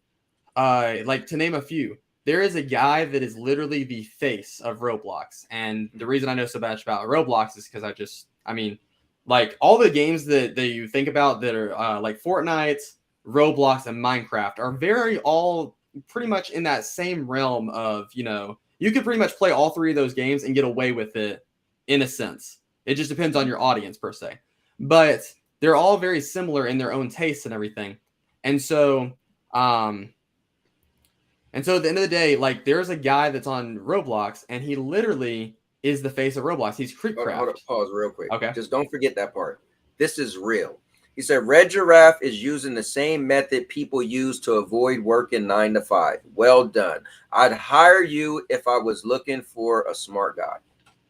I appreciate you, because I don't consider myself smart at all. I don't know. Like, I literally think to myself all the time, like, oh my gosh, like my wife badgers me about this because I'm like, I literally don't think I'm smart because I can't go out. I can't go like, I can't do like I can't be an engineer because I don't have the smarts to do that. I can't be a professor. I can't even be a teacher. I literally failed my test 5 times. I mean, if that tells you guys anything, I failed it 5 times. I mean, although they got rid of it now because they said it was kind of rigged, but I mean, I still have to go 5 months without getting a paycheck if I wanted to do that. And then, yeah. But so K9 did say he checked your channel. He said, and he's at 1.1 subs with a healthy view count. And he did say, which is cool, he said, and K9 is a friend of mine. I got to meet him this summer when I went on vacation. So it was pretty cool. He's considered the bad guy in the community. You know, he talks his trash. Me and him bump heads all the time, but he is a real authentic guy. His bite is bigger. His bark is bigger than his bite. But he did say, if the audience like you, you know, do you, which is cool. But go ahead. Sorry. But anyway, the face of Roblox, his name is Creepcraft. And you know what? Every single live stream he would do, this is what he would do. He'd say, "Guys, I'm gonna give some free Robux real quick, guys. Who wants some free Robux? We're gonna do this real quick." And then he'd get into something else. He would never give anybody Robux. He would never do anything that he said he was gonna do. And yet, guess what? Today he's still the exact same person that he is, and that he was back then. And so it hit me when that happened, because when people talk about Roblox, they talk about Creepcraft. That's who they talk about. They don't talk about there's another guy. His name is Linksy's. He's like the biggest Roblox creator out there. He's got 20 million subscribers, and literally, kid you not, he posts 6 videos a day, and they're all horrible. And so it's just like, now that, like, we talk about horrible people. What if I was posting 6 videos a day, guys, and all of them were over 10 minutes, and all of them were clickbait? Like, they were all like, "Oh my gosh, jump scare!" Oh, you know, like, you guys would not, like, y'all would hate that. Y'all would be like, "Man, that guy's a money crazy guy." Like, literally, he posts 6 videos a day, and I've literally researched it. He makes up to $1.7 million a year for those 6 videos a day. And now I know that doesn't seem like a lot, but that's insane. And technically, he's been on YouTube for like 7 years. He could have retired by now because he's made like $78 million off of YouTube in terms of views. Yeah. And so that's what I'm talking about. And he still does it to this day. I don't know why, but That's what I'm talking about. I think Rudig's made a good point. You know, what you're doing is somebody that doesn't want a 9 to 5. I kind of get it because I used to be really big into network marketing, right? And so pretty much, you know, building the residual income. And you know, I had kids, right? So 4 kids. I had a girlfriend, and I remember I met some people who were wealthy. I mean, they're rich, right? And I remember these 2 guys, right? And one guy moved from Texas all the way to Pennsylvania to start the branch off that area, right? So this guy's rich, and I was like, dude, how do you guys do it? And he said, listen, to be honest with you, we don't have girlfriends, we don't have kids. We run as hard as we can, and it made me so aggressive. And it's like, to be, successful, you really have to do what you have to do. You have to be selfish. You have to be in that mindset to really make things happen. Now, I'm not saying people go out and divorce, you know, and leave their kids, but when you like me, I'm gonna have a streaming room, and I'm gonna close that door, and I'm gonna get into this work, right? And so I think the thing is, what you're saying is, listen, there's going to be people like K9 even now, like, oh, you're part of the problem, this and that. But dude, I watch you and me have the same amount of subscribers, and I actually paid for the thing to get subscribers, right? There's no secret. I made a video and I went live and I talked about it because I wanted to try and see what happens, right? And I seen subscribers coming, right? I got like 1,000 subscribers in a week, right? When I paid $100 for that week, right? You did it your way, and you superseded me, right? So at the end of the day, I feel like, listen, you got to do what you're doing. You got to do, like you said, what make you happy. You have a niche, which is the Fortnite thing. You said you didn't plan for it to happen, but you leaned into it. You said, dude, look at this, right? Because you know, and you study YouTube more than I think anybody's watching. So respect to you. You know that 5 years from now, we're not even going to be talking about this. We're going to be like, and we're going to be like, I knew he could do it. I knew it. Ain't nobody's going to be like, well, and the people who do say, well, you know how he really got started? They're like, man, shut the hell up. Look at what he does now. Like, does that even matter? Right? I mean, so, I mean, a lot of people do not know this, but I mean, like, it's just crazy that the amount of people that, like, I respect Mr. Beast as a person, right? Right. And I love the personality he has. I love everything. But a lot of people don't know this, but at the very start, he was very racist and homophobic. And a lot of remarks that he said in his videos, he had to delete them because it was just like that. Right. A lot of people don't know that. But if you would have saw him back then, you would have been like, oh my gosh, I can't believe he said that. He said something about Obama because he lived in South Carolina. He was like, you know, everybody voting for Obama because he's so-and-so. And it's like, it's just crazy. And it's just... like, a lot of people don't know that, but you wouldn't know that today because Mr. Beast is a whole different person than he was back then. So, and it's not that he's changed per se, it's that he's evolved through the content of what's happened. Yeah. So people are allowed to grow. You know. Now, granted, when you do stuff and people want to bring it up, right? Unless if people recorded that, it's there for the world to see. But it's okay if you grow as a person, you know, and evolve, like you said. Yep. But yeah, man, I mean, give us some tips, man. Anything else you could think outside the box, something you didn't say, something you would like to put out there. I'm sure people are going to watch this back, which is cool. I think people like this type of content, and especially if I don't make it too long, right? So I think that when we get to 2 hour mark, or even if we wrap it up and it's an hour and 45 minutes, it's really up to you. I kind of said everything I wanted to. I asked all the questions. You were upfront. You answered every question. I think was great. So give us some tips, man. Give us some stuff. If there's anything you could think of you didn't get to mention, you know, just some content creation stuff. Yeah, before I mention the tips, Rudigs, where are you going to hit me up on? I need to know so I can be prepared to see my DMs, because I promise my DMs are like horrible these days on Twitter and Instagram and all these other things. But if you hit me up on Discord, I'll know. And here's what's cool. Red is also in our Discord, and Rudigs is in our Discord. So okay, you know, cool. You guys could So yeah, just to recap some of the stuff, if someone's just getting in on the end, basically, I would say that things are very much leaning in towards a short-filled world, in a sense. So I would say start doing more shorts, on your niche. Don't make, like, please don't make this mistake, guys. Like, I have to repeat this so many times because I do not want anybody to make this mistake. Do not see someone else making a short and go, oh my gosh, that sounds like a great idea. Let me make that short. But that's not your niche. So you're going to make this short. I literally had a friend that did that. He made a short and it got 1.3 million views.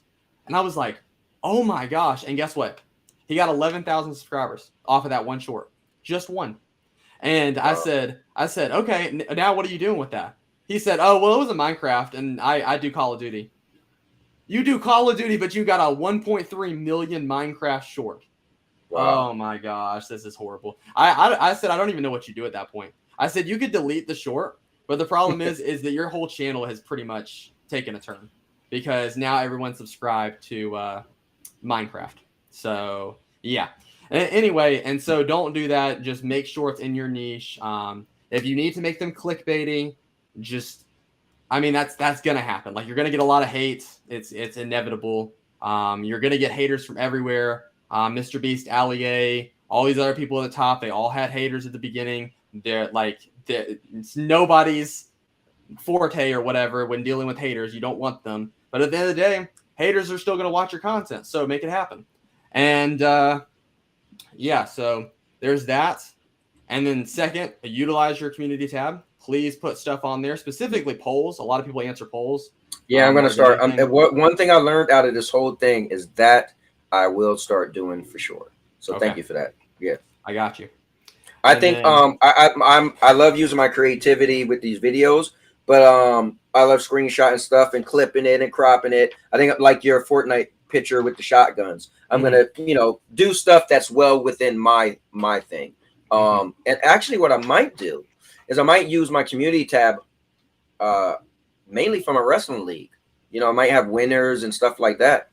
Cool. Yeah, I might tie it in. I might have like who do you think should have won the match? Because Obi Rose keeps saying he got the New Jersey screw job. I might just put the link for the video and have the poll. Who do you think won the match? And to be a picture, crop Obi, and maybe people might watch it to see. I don't know. Maybe I might go as far as to actually record, clip it, actually when it happens, right? So we'll see. I'll figure it out. But and so yeah, just utilize that. And then the third thing.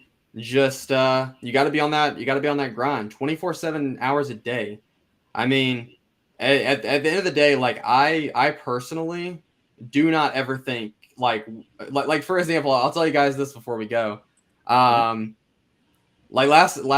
morning I woke up and my daughter was up at like 4:00 a.m. and so I was just up. I came in here and I was telling my wife, I said, listen, I did not make that video good enough last night. I need to go in here at 4:00 a.m. and make it. She's like, are you serious right now? You need to come back to bed. No, I need to make this video because I screwed up last night. Because I was over here talking like, oh, you can hack on Fortnite and do it. No, you can't. No, that's too clickbait. She was like, are you kidding me? Like you make all this stuff anyway. I was like, no, there's stuff that is clickbait and there's stuff that I wouldn't even touch with a 10-foot pole that I don't even know why I made to begin with. Because if like there's a difference between clickbait and then there's like a line that's over clickbait that's like, oh my gosh, why did he make that? And so I went and remade it, and then I went back to bed. And then in the morning, when I woke up at like 7:00 a.m., I was just talking about YouTube, and she's like, "Man, you're always talking about YouTube." I'm like, because that's who I am. Like I constantly am thinking about it. I'm even having dreams about it. Like I'm just constantly thinking, "Hey, man, how can this be better? I gotta do it. How can YouTube do this? Like what in the future? Like if Mr. Beast is making all these videos." How can I make the videos even better than what he's got? Because I've got to think outside of that realm. So, I mean, but yeah, that's really what it comes down to. You just have to know like what you want to do, and you have to go after it with everything you have. Even if you have a family, even if you have basketball practice, even if you have anything that you need to do, you need to be thinking to yourself, man, while I do that, how can I improve that video? Because I'm telling you, Xbox Nation. Literally one of the best editors and thumbnail people I've ever seen, and he's still a smaller creator. And so at the end of the day, I don't. Yeah, his aim is 5K. I believe it, and bro, I hope that happens. But at the end of the day, once again, it's horrible the niche because the niche is awesome, but the problem is that these competitors that you have are already getting because TK9 is watching. He's an Xbox channel. Well. Yeah. So I mean it's hard to compete in that niche, and so I hope Xbox Nation gets it out of the park, man. I hope he makes 1 million by 2025. That would be awesome because his content, I promise, it's legit. But yeah, so, but yeah, those are just 3 tips that I just have. I think that anybody can be successful on YouTube. I constantly keep hearing this thing. I literally walked into a live stream. I don't remember if I told you this, Cowboy, last time I was on. Mhm. I walked into a live stream about a few weeks ago, and I was talking to this. It was a girl streamer, and she was. I've been watching her probably since I started YouTube, like March or April of last year. And I was like, hey, how's it going? She was like, oh, it's going good. I was like, how's the channel going? She's like, oh, it's going a little slow. I see you're blowing up a little bit. She's like, I just don't think everybody can be a content creator. Wow. I was like, well, with that kind of attitude, no, you can't. Like you first, before you do anything else, you have to think to yourself, man, I'm going to get the million. Like no matter who else believes in me, I am going to get that million plaque. It doesn't matter if I ever get to 20 million. It doesn't ever matter if I get to 100 million or whatever, or my goals. 1 million is what I want to see by 2030. No matter what, I'm going to be running after that. And so, that's my goal. Everybody's got different goals in their life, but Right. that's my number one goal. And I'm going to run after it with everything that I've got. And that's what you've got to do with anything in your life. Like people say, oh, you can't be an NBA player because you're 5'1". You could totally do it. I believe in it, and it will happen. If you get out there every single day and you're practicing for like 4 hours a day on that basketball court, you can make it. So I'm just a strong believer in that whatever you want to do, you can do it. You got to put your mind to it. No one's going to give you, no one's going to come over here and be like, oh, here you go. Here's free ride. Like no one's going to do that. So you have to do it for yourself. Yeah. And look what Mr. Urban World said. He said, there are so many ways to utilize YouTube in your favor. So he's talking about me. He said, there are people using it strictly for affiliate marketing and making tons of money. He said, others are listing their very own products to lure people to their websites and making funds that way. So I think the thing is, I don't know if I mentioned this as much, but I do make extra money from an Amazon affiliate. I'm affiliate of a bunch of different things. And so, but my thing is I think why people like why my reviews are successful is because when I do something, I'm really into it, enthusiastic. And if I notice something's wrong, I mention it and I try to fix it. But that's just stuff I personally buy that I like. Some people make a lot of money because they're like, oh, I'm just going to review this. I don't know, this vacuum cleaner because it's the hot item. That's probably what you should do. But for me, I'm enthusiastic about what I like. And so I guess I don't follow. So I'm doing it wrong, right? Like you said, my channel wasn't supposed to be Fortnite, but it became that because it was blowing up. My problem is when I saw that the success in my reviews, I should have said this is a review channel. I just do a lot and I can't, you know what I mean? But it's all good because so I get what Mr. Urban World is saying. But I'm just hard-headed and we'll see. Listen, just let me get to Florida. Let me get to Florida with a streaming room. And if I can't do what I want to do and that be my niche, then I'll have a streaming. I'll have a review channel. I will say this. It is pretty funny to me. I will say this, Cowboy.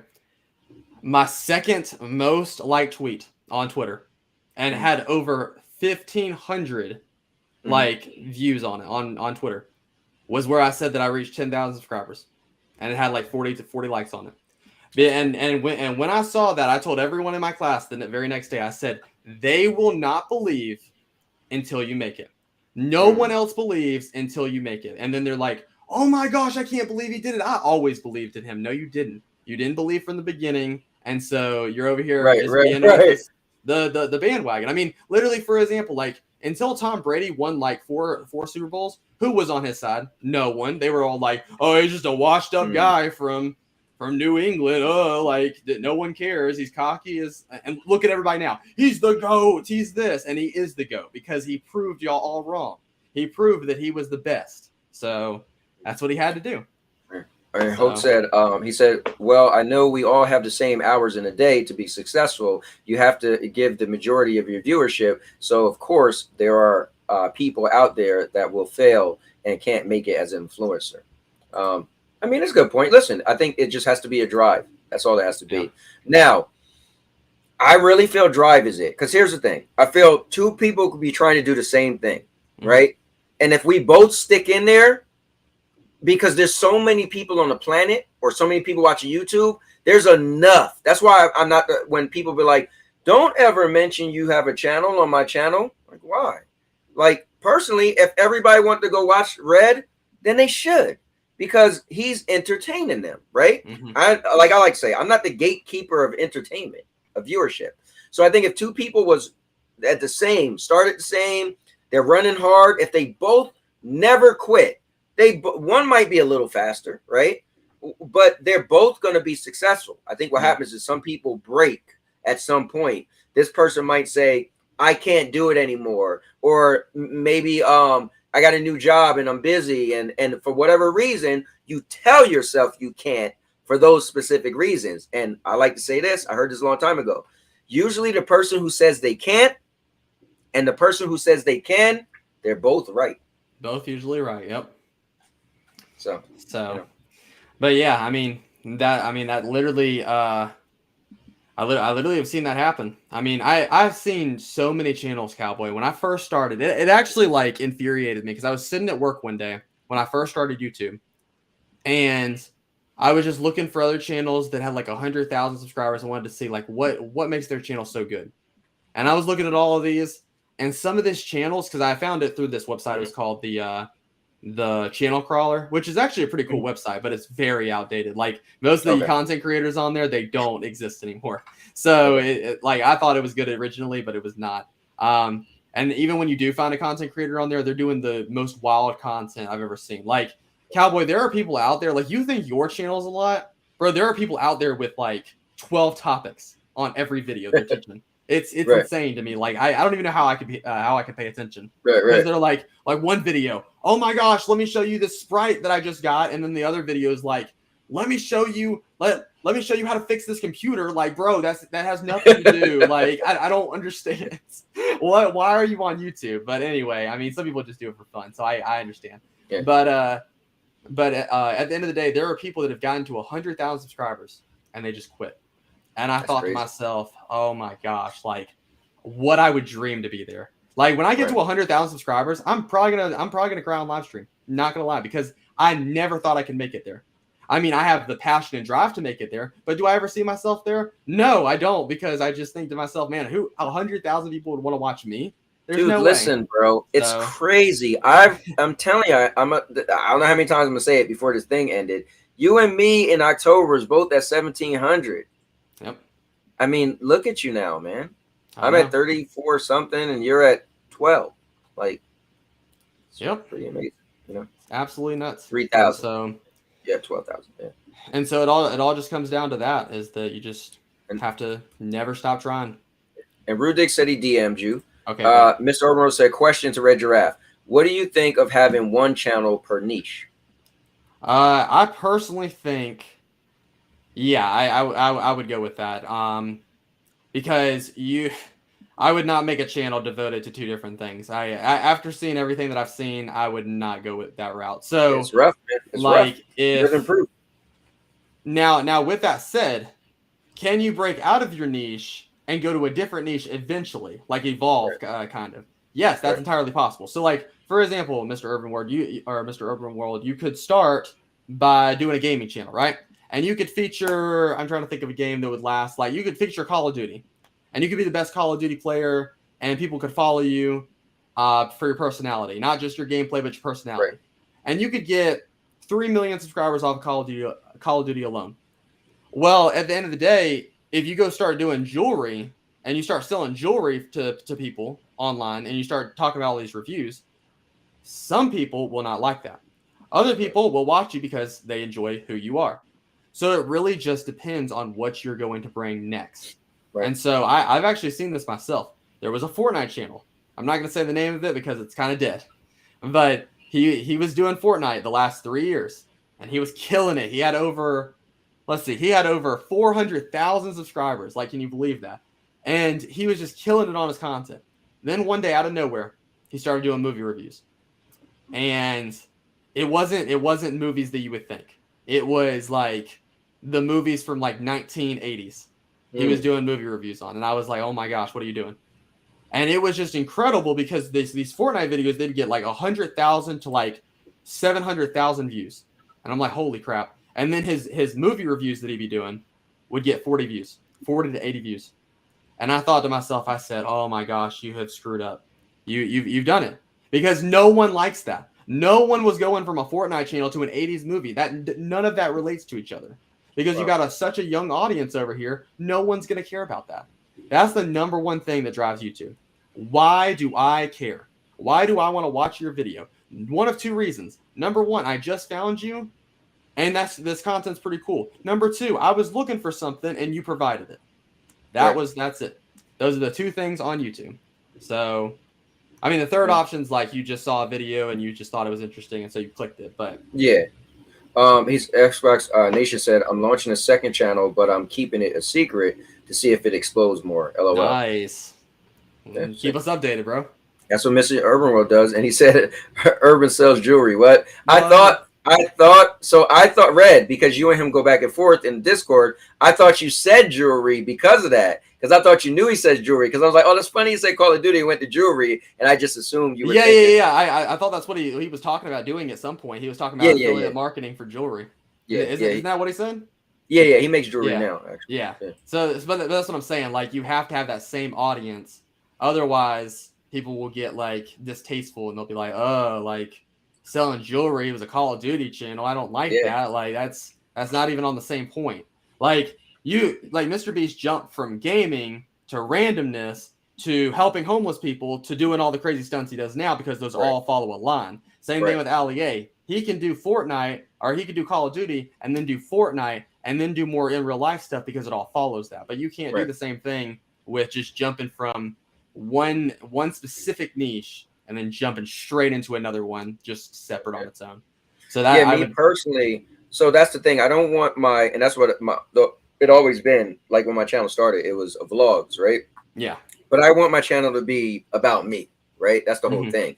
I don't want it to take on content. I want it to be about me. So that's why I put entertainment on most of my videos, right? Unless it's gaming for the most part. But we'll see, man.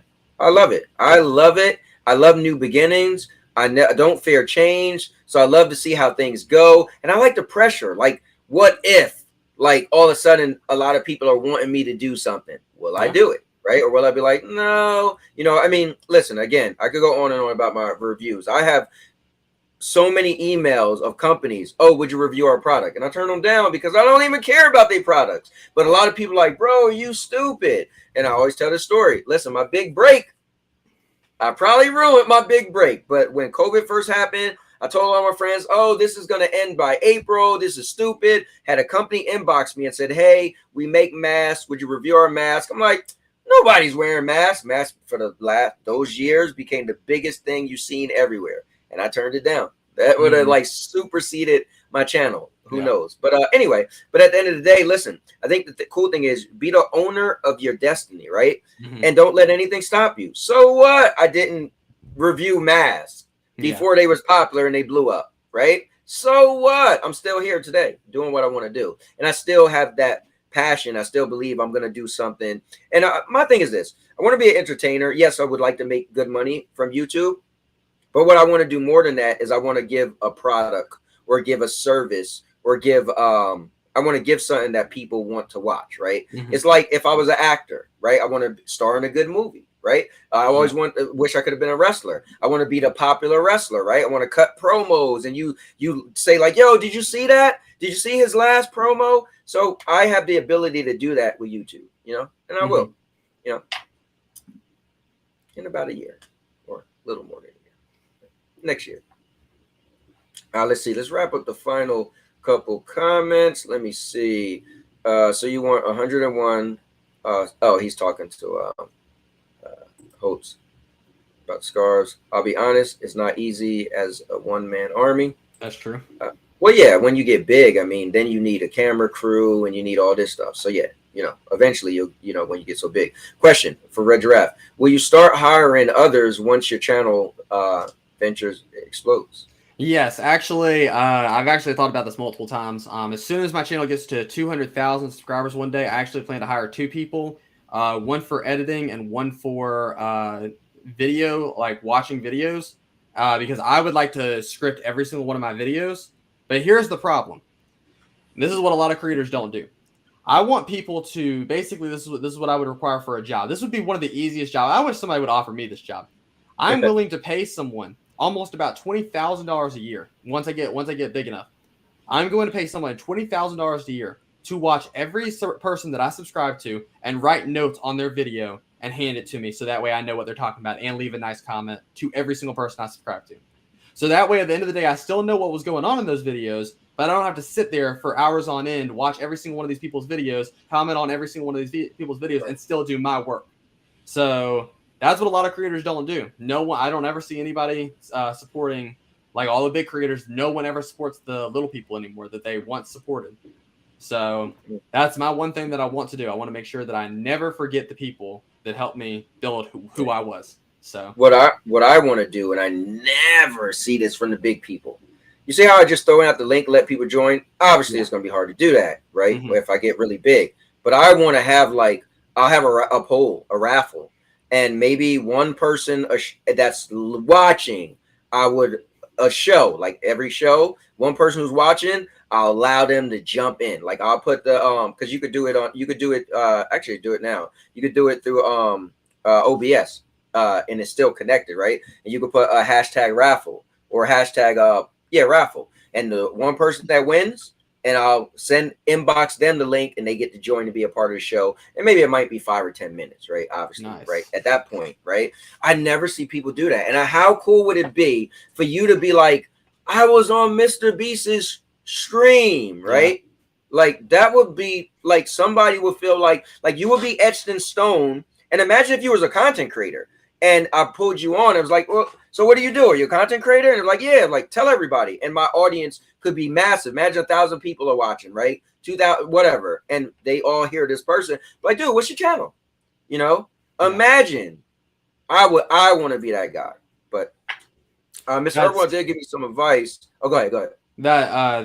What you're talking about right there, that's kind of how Speed, he's blowing up so much, is because literally he's doing what you're talking about. Basically, instead of bringing somebody on the show, he goes on this thing called Omegle or Omegle something alternate. And he basically goes on there and he's like, hey, what's up? And these people are like, oh my gosh, Speed, what's up? And he's like talking to these fans that are actually like enjoying his content. But basically it gives the fans a reason to go on Omegle and to watch his streams, to be like, oh my gosh, am I going to get on there? Like, who's he talking to? Is this going to be it? Because they all want to get on there because he's so big. So that's cool. Mr. Irwell said, Cowboy, from a business standpoint, you made a huge mistake avoiding the mask situation. You could have negotiated with the company to not only give you a percentage. Yeah, I get it. Trust me, I get it. The biggest mistake I ever made, actually, was I worked at a job for 20 years. And the last 2 years before I left, I decided to get their 401k. So 18 years, I didn't get and they was matching 3% all them years. But I was young. I was like, man, I don't want my money going to that nonsense. Years later, you know how much money? Dude, I worked there for 20 years. Do you know how much money sitting in the bank? Yep. It's crazy. But anyway, that's probably that. Trust me, that's the biggest dumb thing I did. Let me say on the views as well, and possible other businesses, ventures, similar. Yeah, I get it. I screwed up. But I didn't believe in it. That's the thing, though. So it didn't make sense anyway. I didn't believe in COVID. Like, I literally, my friends clipped so many things of me saying it's ending in April. Like, that's what I thought. Right? It happened, December 2019? I thought by April 2020, people was going to be immune. It wasn't going to be a big thing. I said that. And people was like, ha, ha, ha. But so the mask thing would have never worked because I didn't believe in it. That's just me. Yeah. If I believe in something, I'm running hard because I believe in it. I just didn't believe. Let me see. I remember when 2020 first arrived, the mask requirements everywhere had me feeling as if the world was ending. Rudik said, becoming Canadian famous is a lot easier, Cowboy, if you ever interested. Really? We got to talk about that. Definitely one of your best interviews. Thanks, man. But listen, Red is amazing, and that's why this is good. New channels is evergreen content, similar to bigger content on there, but an area that hasn't been done before. Oh, nice. Okay, that's cool. Yeah. Let me see. Rude's come over here and do an Austin Powers wiggle, and you'll be famous. Oh man! And yo, what's going on? Lord Game Man's building. So you come in on Wrestling Podcast second week of Sunday. You let me know. And well, weekends is kind of hard for me. I just have to clear it with my wife, and then maybe I could be on. It just all depends. I gotta work. Weekends, guys, you already know. My wife said, "Listen, Monday, Tuesday, Wednesday, Thursdays is cool. The weekends is mine." So I have to like usually figure. I mean, that's how I make my stuff work. Some people are like, "Bro, you screaming a lot. What about your family?" Like, listen, we're cool. You know, I used to do real long shows. Now I'm only streaming for like actually. You watch a bunch of my stuff. I stopped at the like 2.5 hour mark, and that feels like comfortable, right? Even the 2 hour mark is probably a sweet spot, but then we kind of get caught up with a couple of little extra talks, and then we twinkle into like almost 2.5 hours, and that's kind of good. And then I could like actually when you and me get off, I'm probably gonna play this game for a little bit because I still like to play video games, and when I'm streaming, I don't really get to do that because I'm not a game streamer. So even when I'm playing a game when I'm streaming, I'm pausing it and checking with the chat because I'm more of that person. So you know how it is.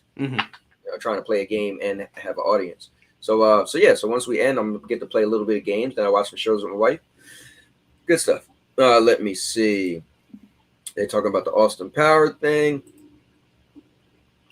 Host might drop videos a few days on Twitter. Yeah, Host's been on fire on Twitter. Yeah, this wrestling league I started, man, it's really cool. Got people like Host, he's the nicest guy I know, and he's like the crazy banter and trash talking is great. So I think we're gonna do it every Wednesdays. We wrestle Wednesdays. So tomorrow it's gonna be crazy. And I'm gonna take your advice, man. Or your tip. I'm gonna use my community, I think, starting off for a lot of my wrestling stuff. Unfortunately, I won't be here for the wrestling tomorrow because I'm actually doing another collab tomorrow. I have a lot of collabs scheduled for this week, apparently. Dude. but yeah. but yeah, it's hot commodity this week. What are you doing tomorrow? I'm playing Fortnite with the streamer that he's got almost got 2,000 subscribers, and then I'm playing with this female streamer, and she I think she gets like 60 viewers per stream. So it'll be interesting. I haven't played with her yet because his name is Andrew. He usually plays with her, but then today he texted me. He was like, "Hey, do you want to do like a 3-person trio?" And I was like, "Oh yeah, that'd be great." Like, I mean, are you going to also be streaming it on your channel? Yeah. So it's going to be a 3-person stream. Yeah. Okay. Everybody, nice. And you use OBS, right? No, I just stream directly off PlayStation. Oh, cool. Okay. Yeah, got you. Yeah. So it's just easier that way. And then like the reason I do that, I would do OBS, but I can't do that at the moment because I don't have a PC to do that. I tried that with my MacBook and it did not work. It literally it would let me do it for 2 hours and then it would cut off. Yeah, you know what's cool? With my wrestling league, dude, no big deal. I do the same thing. I use my camera because I prefer to just stream on the PlayStation. The only thing that's weird with the PlayStation is I noticed there'll be times where someone send me an invite to join their game, and then my stream dies. So I noticed I have to just keep everything on my stream, on my actual gameplay. Like I don't know why. If maybe I need to tell PlayStation, hey, like what's going on. And then that sucks. Obviously, you're streaming and your stream dies, and you got to start a new one. It's like, oh, come on. Now, OBS, I will say this. OBS is weird. It looks great. It's crystal clear. And then I could do all this same stuff, jump in and out. But it has random crashes. Like last week, I was streaming OBS. So, okay, let me stream OBS. And out of nowhere, I seen the thing spinning.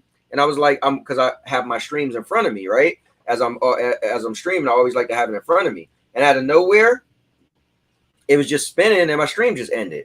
And I didn't have like an OBS would tell you if you're having issues. So OBS is weird also. I don't even know how that happens. Like my computer is strong enough to where I don't have my internet's great. I can't call it. Who knows? Well, I will tell you this. I got a guy. He told me back in October, and I can't specifically tell any details because he told me not to tell anybody. But there is a guy, and he said that if I reach a specific milestone by December 2023, he said, I will go to Best Buy with you because he lives like 15 minutes down the road. He said, I will go to Best Buy with you and I will buy you a $2,000 computer. He said, because if you make it to that milestone, because he said that it is impossible for anybody to make it the milestone by the time the December hits. And I was like, okay. And he's like, I will buy you a computer if that happens. And if you have how many? How many subscribers? I can't tell you. Can't tell me how many. He told me that if I tell anybody, the deal's canceled. So I can tell you the details about like what that he's gonna buy me a computer, but I can't say that. Right. If you read, all right, cool, man. Well, listen, bro. Just want to congratulate you again. Want to thank you for coming on. I think what's cool with me is I got to watch you grow. Yeah. You came on here a couple times. I might have to make a playlist, Red Giraffe playlist, and people could see how many. You always showed your channel. You was always honest. You always said, this is what I think could happen. This is what could happen. And you stuck to everything you've always said. And me, I think I'm so blown away. And that's why I was like, bro, you sure? Because you surpassed what I thought you were going to do, way faster. And I think that's cool, man. So I want to congratulate you again. Listen, I think the world of you. I think at your age, you're so sharp at your age. And I think, you have such an amazing future ahead of you. Just keep, just keep into who you are, staying true to yourself. I also gave you credit before because I know some people was laughing in chat. K9, married at 23, but guess what? You got that out of the way, right? And if your relationship is good and you like you said, you got a daughter, a lot of stuff pulls us, right? You're a single guy, you got this girl, that pulls us, right? But if you got to commit it, and obviously my wife giving you the same hell. You still working on this video all day, but she gets it. But she's a wife. She wants the time too. So your wife isn't doing nothing, so she should, because she should demand her time as well, right? So, but at the same time, it's great that she gets it. Okay, I get it. Let me pull back a little bit. So for me, you got that covered. You got the family life, and man, you're young, man. You got dude, you're gonna be amazing. I mean, you already are. So I just loved it. I got to see you before you even blew up. So for me, it's like, dude, yeah, man, I'm going to be like, no, I was there from the beginning. Or I wasn't beginning, but I remember when him and I had 1,700 at the same time. It was October 2022, I remember watching a Mr. Beast video, and he mentioned this guy. His name was Flip Arts. And he thought the world of this guy. He was like, man, bro, this guy has helped me so much with YouTube. Like, I just want to give a shout out to him because he has just helped me. He even made like several videos on him. He was like, this guy named Flip Arts, he's awesome. And then if you go to his channel today, it's gone. He quit 5 years ago, and he had 90,000 subscribers. And look at Mr. Beast now. He thought the world of him, and it was like, man, bro, like, dude, you just don't understand. Like, keep going. Even if you would have not made it, you could have messaged Mr. Beast and been like, hey, man, can we talk? Can we meet up sometime? I appreciate you always like loving my videos and telling me what I like, having my advice and everything. So, but yeah, I mean, that's what I do worry about. Like all the creators that I come to know and associate with and everything, that's what I worry about more than anything. I worry that like one day, like even if I get to like 1 million subscribers, I would be worried that like you, Cowboy, would be like, man, that's it. Like two or 3 years from now, like let's say I reached in like 5. I'm like a million subscribers in like 5 years, and you quit like 2 years from now, and then I'm just like, bro, was it all worth it? Because like this man, he like, dude, he kept me on my toes. Like he was always entertaining. He gave some of the best like advice, life advice. He had some. Red Giraffe? I'm gonna tell you this, Red. Don't ever quit. They don't call me the king of content for nothing. Red, I got so much content on this channel over. I don't know how long I've been. I don't know. Since 2011, right? So that's what, 12 years? 12 years, Red. I'm the most consistent person that I know. And Red, mark my words, okay? My channel's gonna be bigger than yours one day. Okay, dude, make it happen, bro. Dude, it's gonna happen because when I get to do my thing, Red, see why you and your little kids gonna be playing Fortnite. That's right, it is a competition, Red. Giraffe, okay? Because you and me was at 17 together. And guess what? You did your little thing, and I should just pay the money to pass you, but I won't. But you know what, Red? Cowboy, that's going to destroy your channel. Don't do that. I know. Trust me, Red. You're going to be like, yo, Cowboy wasn't playing. Dude, his thing is blowing up. Because I'm bringing something the world hasn't seen. Or at least I haven't. And watch, Red. You're going to be like, dude, and you and me, we're going to do collab videos where both our channels going to be booming. And it's going to be cool, bro. We're doing it. Red, trust me. I'm here, and you don't skyrocket it. but I'm coming. Don't worry. Bro, You're not leaving me, Red. I'm not going to, trust me. If anybody, I ain't going to be the one that's going to be quitting. Trust me. That's just a part of my nature. That's what I love Red, to hear. I'm either here or I'm here. That's just me. Everything I do. And when I'm interested in something, it's a part of me. It's like, so this thing, listen, people when you was young, right? Everybody wanted to be an actor. Oh, I want to be an actor. I want to be an actor. Yeah. I don't need to be an actor. I have my YouTube. I'm the CEO of my YouTube channel. Yep. And look how many people subscribing to you, watching you. It feels good, right? And also we get to do good things. Like you said, you want to earn $10,000, give it away live, right? Make a video. I want to do crazy stuff. I want to be the guy that's bringing people on. I want to see somebody channel that got like 50 subscribers, and I had them as a guest, and now they got like, dude, I got like 2,000 subscribers when I was a guest. I'm like, that's what's up, man. So trust me, I'm not going nowhere, Red, and I'm gonna blow the roof off of this thing because I love it. And on top of that, I'm made for it. I see a lot of people where, and I agree with you though, you can be whatever you want, but like the girl you was talking about, oh, I don't know if this is for me. Some people are not made for it. Dude, on my spare time, I host weddings. I stand in front of hundreds of people on this biggest day of somebody's life, and I love it. I eat it up, right? This is me, bro. This is made for me. I'm a public speaker. I love it. So trust me, Red. You and me, bro, we got a lot to do, and I'm not going nowhere. Let's make it happen, bro. Dude, one day we're going to be looking back at this at 10 years, and we're just going to be like, bro, can you believe it? Again, dude, you live in Alabama. I'm moving to Florida. The coolest thing, if you don't mind, I would love to make a vlog, a video when we meet, you and me go to dinner or something. I'm like, yo, it's me and Red Giraffe. I mean, dude, trust me. It's the sky's the limit. I believe it because I feel like I've watched content and I've watched what I like to watch. Like right now, I'm currently into this guy, Reforge Gaming. Mm-hmm. Dude, every day he got like 600 people watching. I'm like, I went and watched. I didn't say a single word because I just wanted to sit there and watch. But you guys were talking about it. I was like, I gotta go see what this guy's up. Yeah, it's crazy. And personally, I got more personality than Lono. All right, you just wait. And dude, he's a clean cut guy. It's funny because I was just trying to like pull out some like I like to watch a little bit of crazy, edgy stuff. I like when people can ask you a comment like earlier. TK9 tried to stump you. He didn't get you at all. Didn't make you shake. He was like, whatever. I love it, right? So I now that he kind of knows, like before I was like, hey, they call me Cowboy. So when you see my name, he used to always say, now your mom knows now. He called me Cowboy. So I started messing with him. I'm like, bro. And I'm saying little stump stuff. He's like, oh, so now he's getting like edgy. So I want to see, because for me, my claim to fame in my little community was I was really edgy. I was a trash talker. So I just feel like what I could bring to the table is it's money behind it. It's success behind it. It's viewership behind it. So it's going to be good. I just know it. Because I'm going to bring something people will enjoy. I mean, I will watch it. If you like Jerry Springer, well, all right, whatever. I'm not going that crazy, but dude, let's see. That used to be the show, man. Dude, I'm not going to lie to you.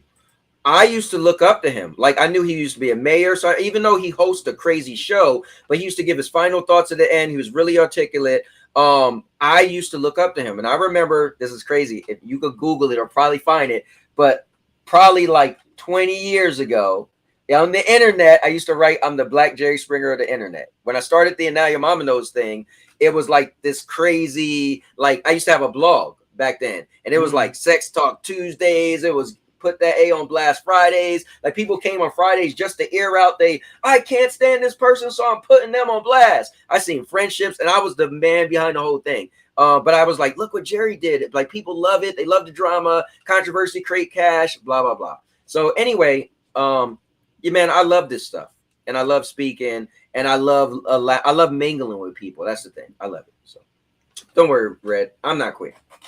Oh yeah, I am not quitting. Right? I can promise you that. Yeah, you're doing this together, man. Or I'm following your lead, should I say? Because you're already soaring. Yep. Good stuff. Let's see. Last couple comments. I was shocked to see PSVR2 channel that gets 690 to 700 streams per live stream. That's pretty cool, man. You gotta show me. Mm-hmm. Here, I'm sorry to interrupt you. Go ahead. You can finish if you want, bro. Dude, I gotta tell you guys this. 1 out of 10, boys. 1 out of 10. We got it. Ranking by views. Let's go. Oh wow. Ranking by views. Let's go. So, dude, So that's what I'm talking about right there. That will be a blow up short. That is that. Wow. Dude, because I literally posted that at 6. It has 4.3K views. So, Okay. see, but if you can get that, like that the amount of views in that amount Right, of push, that right? hour right then and there, that's when YouTube will push you. But it Great, has man. to be. And the funny thing is, I've noticed about shorts, it's all about timing. You could put out the best short that anyone's ever seen. You could post it at like 9 o'clock at night, and no one will see it. But if you post it at like 10 o'clock on a Sunday or something, boom, it'll just explode out of It's nowhere. weird, right? Like, yeah, it's just it's all about timing. Yeah, it's probably when people are sitting. Most people are sitting back with a free moment. Yep. They just like my wife on the weekends. Actually, yeah, I watch my wife on the weekends. She just sit there, TikTok. Like before we get out the bed, we're just still in the bed. She's just going through TikTok, probably like an hour, and they're all short. So you know how much content she just consumed in an hour, just flicking through, skipping. Oh, I'm watching that one. Sometimes I'm like, hold up, let me see that one. Like, so you're right. I know I can't stand when my wife goes like this. I say, why do you keep watching TikTok? She's like, I'm not watching TikTok. You're watching Instagram Reels. It's the exact same thing. It's literally the exact same thing on a different app because Instagram Reels, Facebook Reels, and TikTok. And you know what's funny? To be fair, I watch Instagram Reels. So my friends on Instagram, I don't even, dude. Instagram is my least used thing. But my friends, we all inbox each other, and they send me one thing, and I watch it, and then next thing you know, I'm going like that. And yeah, that's what it is. Instagram Reels. So I watch that more than TikTok. It's crazy. But anyway, guys, me and Red, we will be going on forever because listen, we click really good. And we got a lot to talk about, especially when it comes to content creation and other stuff. But guys, this was Red Giraffe. Red, thank you again for being the guest today and bringing, man, your passion for YouTube and your knowledge. And once again, guys, let's congratulate Red on.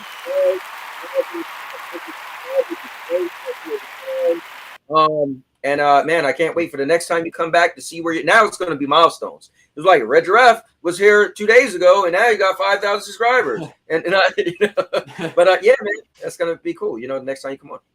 Yeah, I mean, if anybody's hitting me up for shorts, I will make shorts for money. I mean, like, and the funniest thing is, you guys don't have to worry about where your money is going to go because I'm telling you right now and right here, that money is going to that Chick-fil-A video, and it's going to the gas video where I fill up a bunch of people's gas tanks. I've just got a bunch of stuff planned. So, I mean, at the end of the day, I don't even care about the money. I'm getting it so I can make the best videos possible.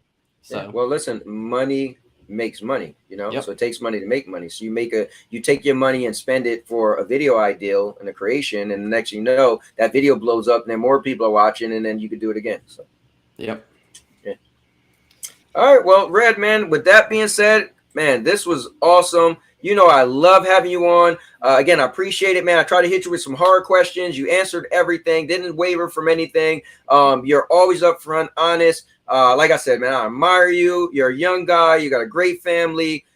Sky's the limit, man. And just thank you again for blessing me from coming on here, being a guest, and giving so much knowledge. So, Of course, bro. Always. Definitely. Well, with that being said, guys, I will see you tomorrow for the Wrestling League. It's going to be so crazy. We've been trash talking for one whole week. Host trash talking. He got so many videos on Twitter and Lions talking trash. Obi Rose. Rue Diggs is jumping in it. It's going to be crazy. I'm going to beat everybody and get all the championship belts. So don't you worry about it. It's going to be epic, but make sure you tune in tomorrow at 6:10 p.m. And it's going to be epic. So with that being said, Red and I, we're going to be out of here. With that said, and now your mama knows. And now your mama knows. Bruce, unleash the baby god dragon!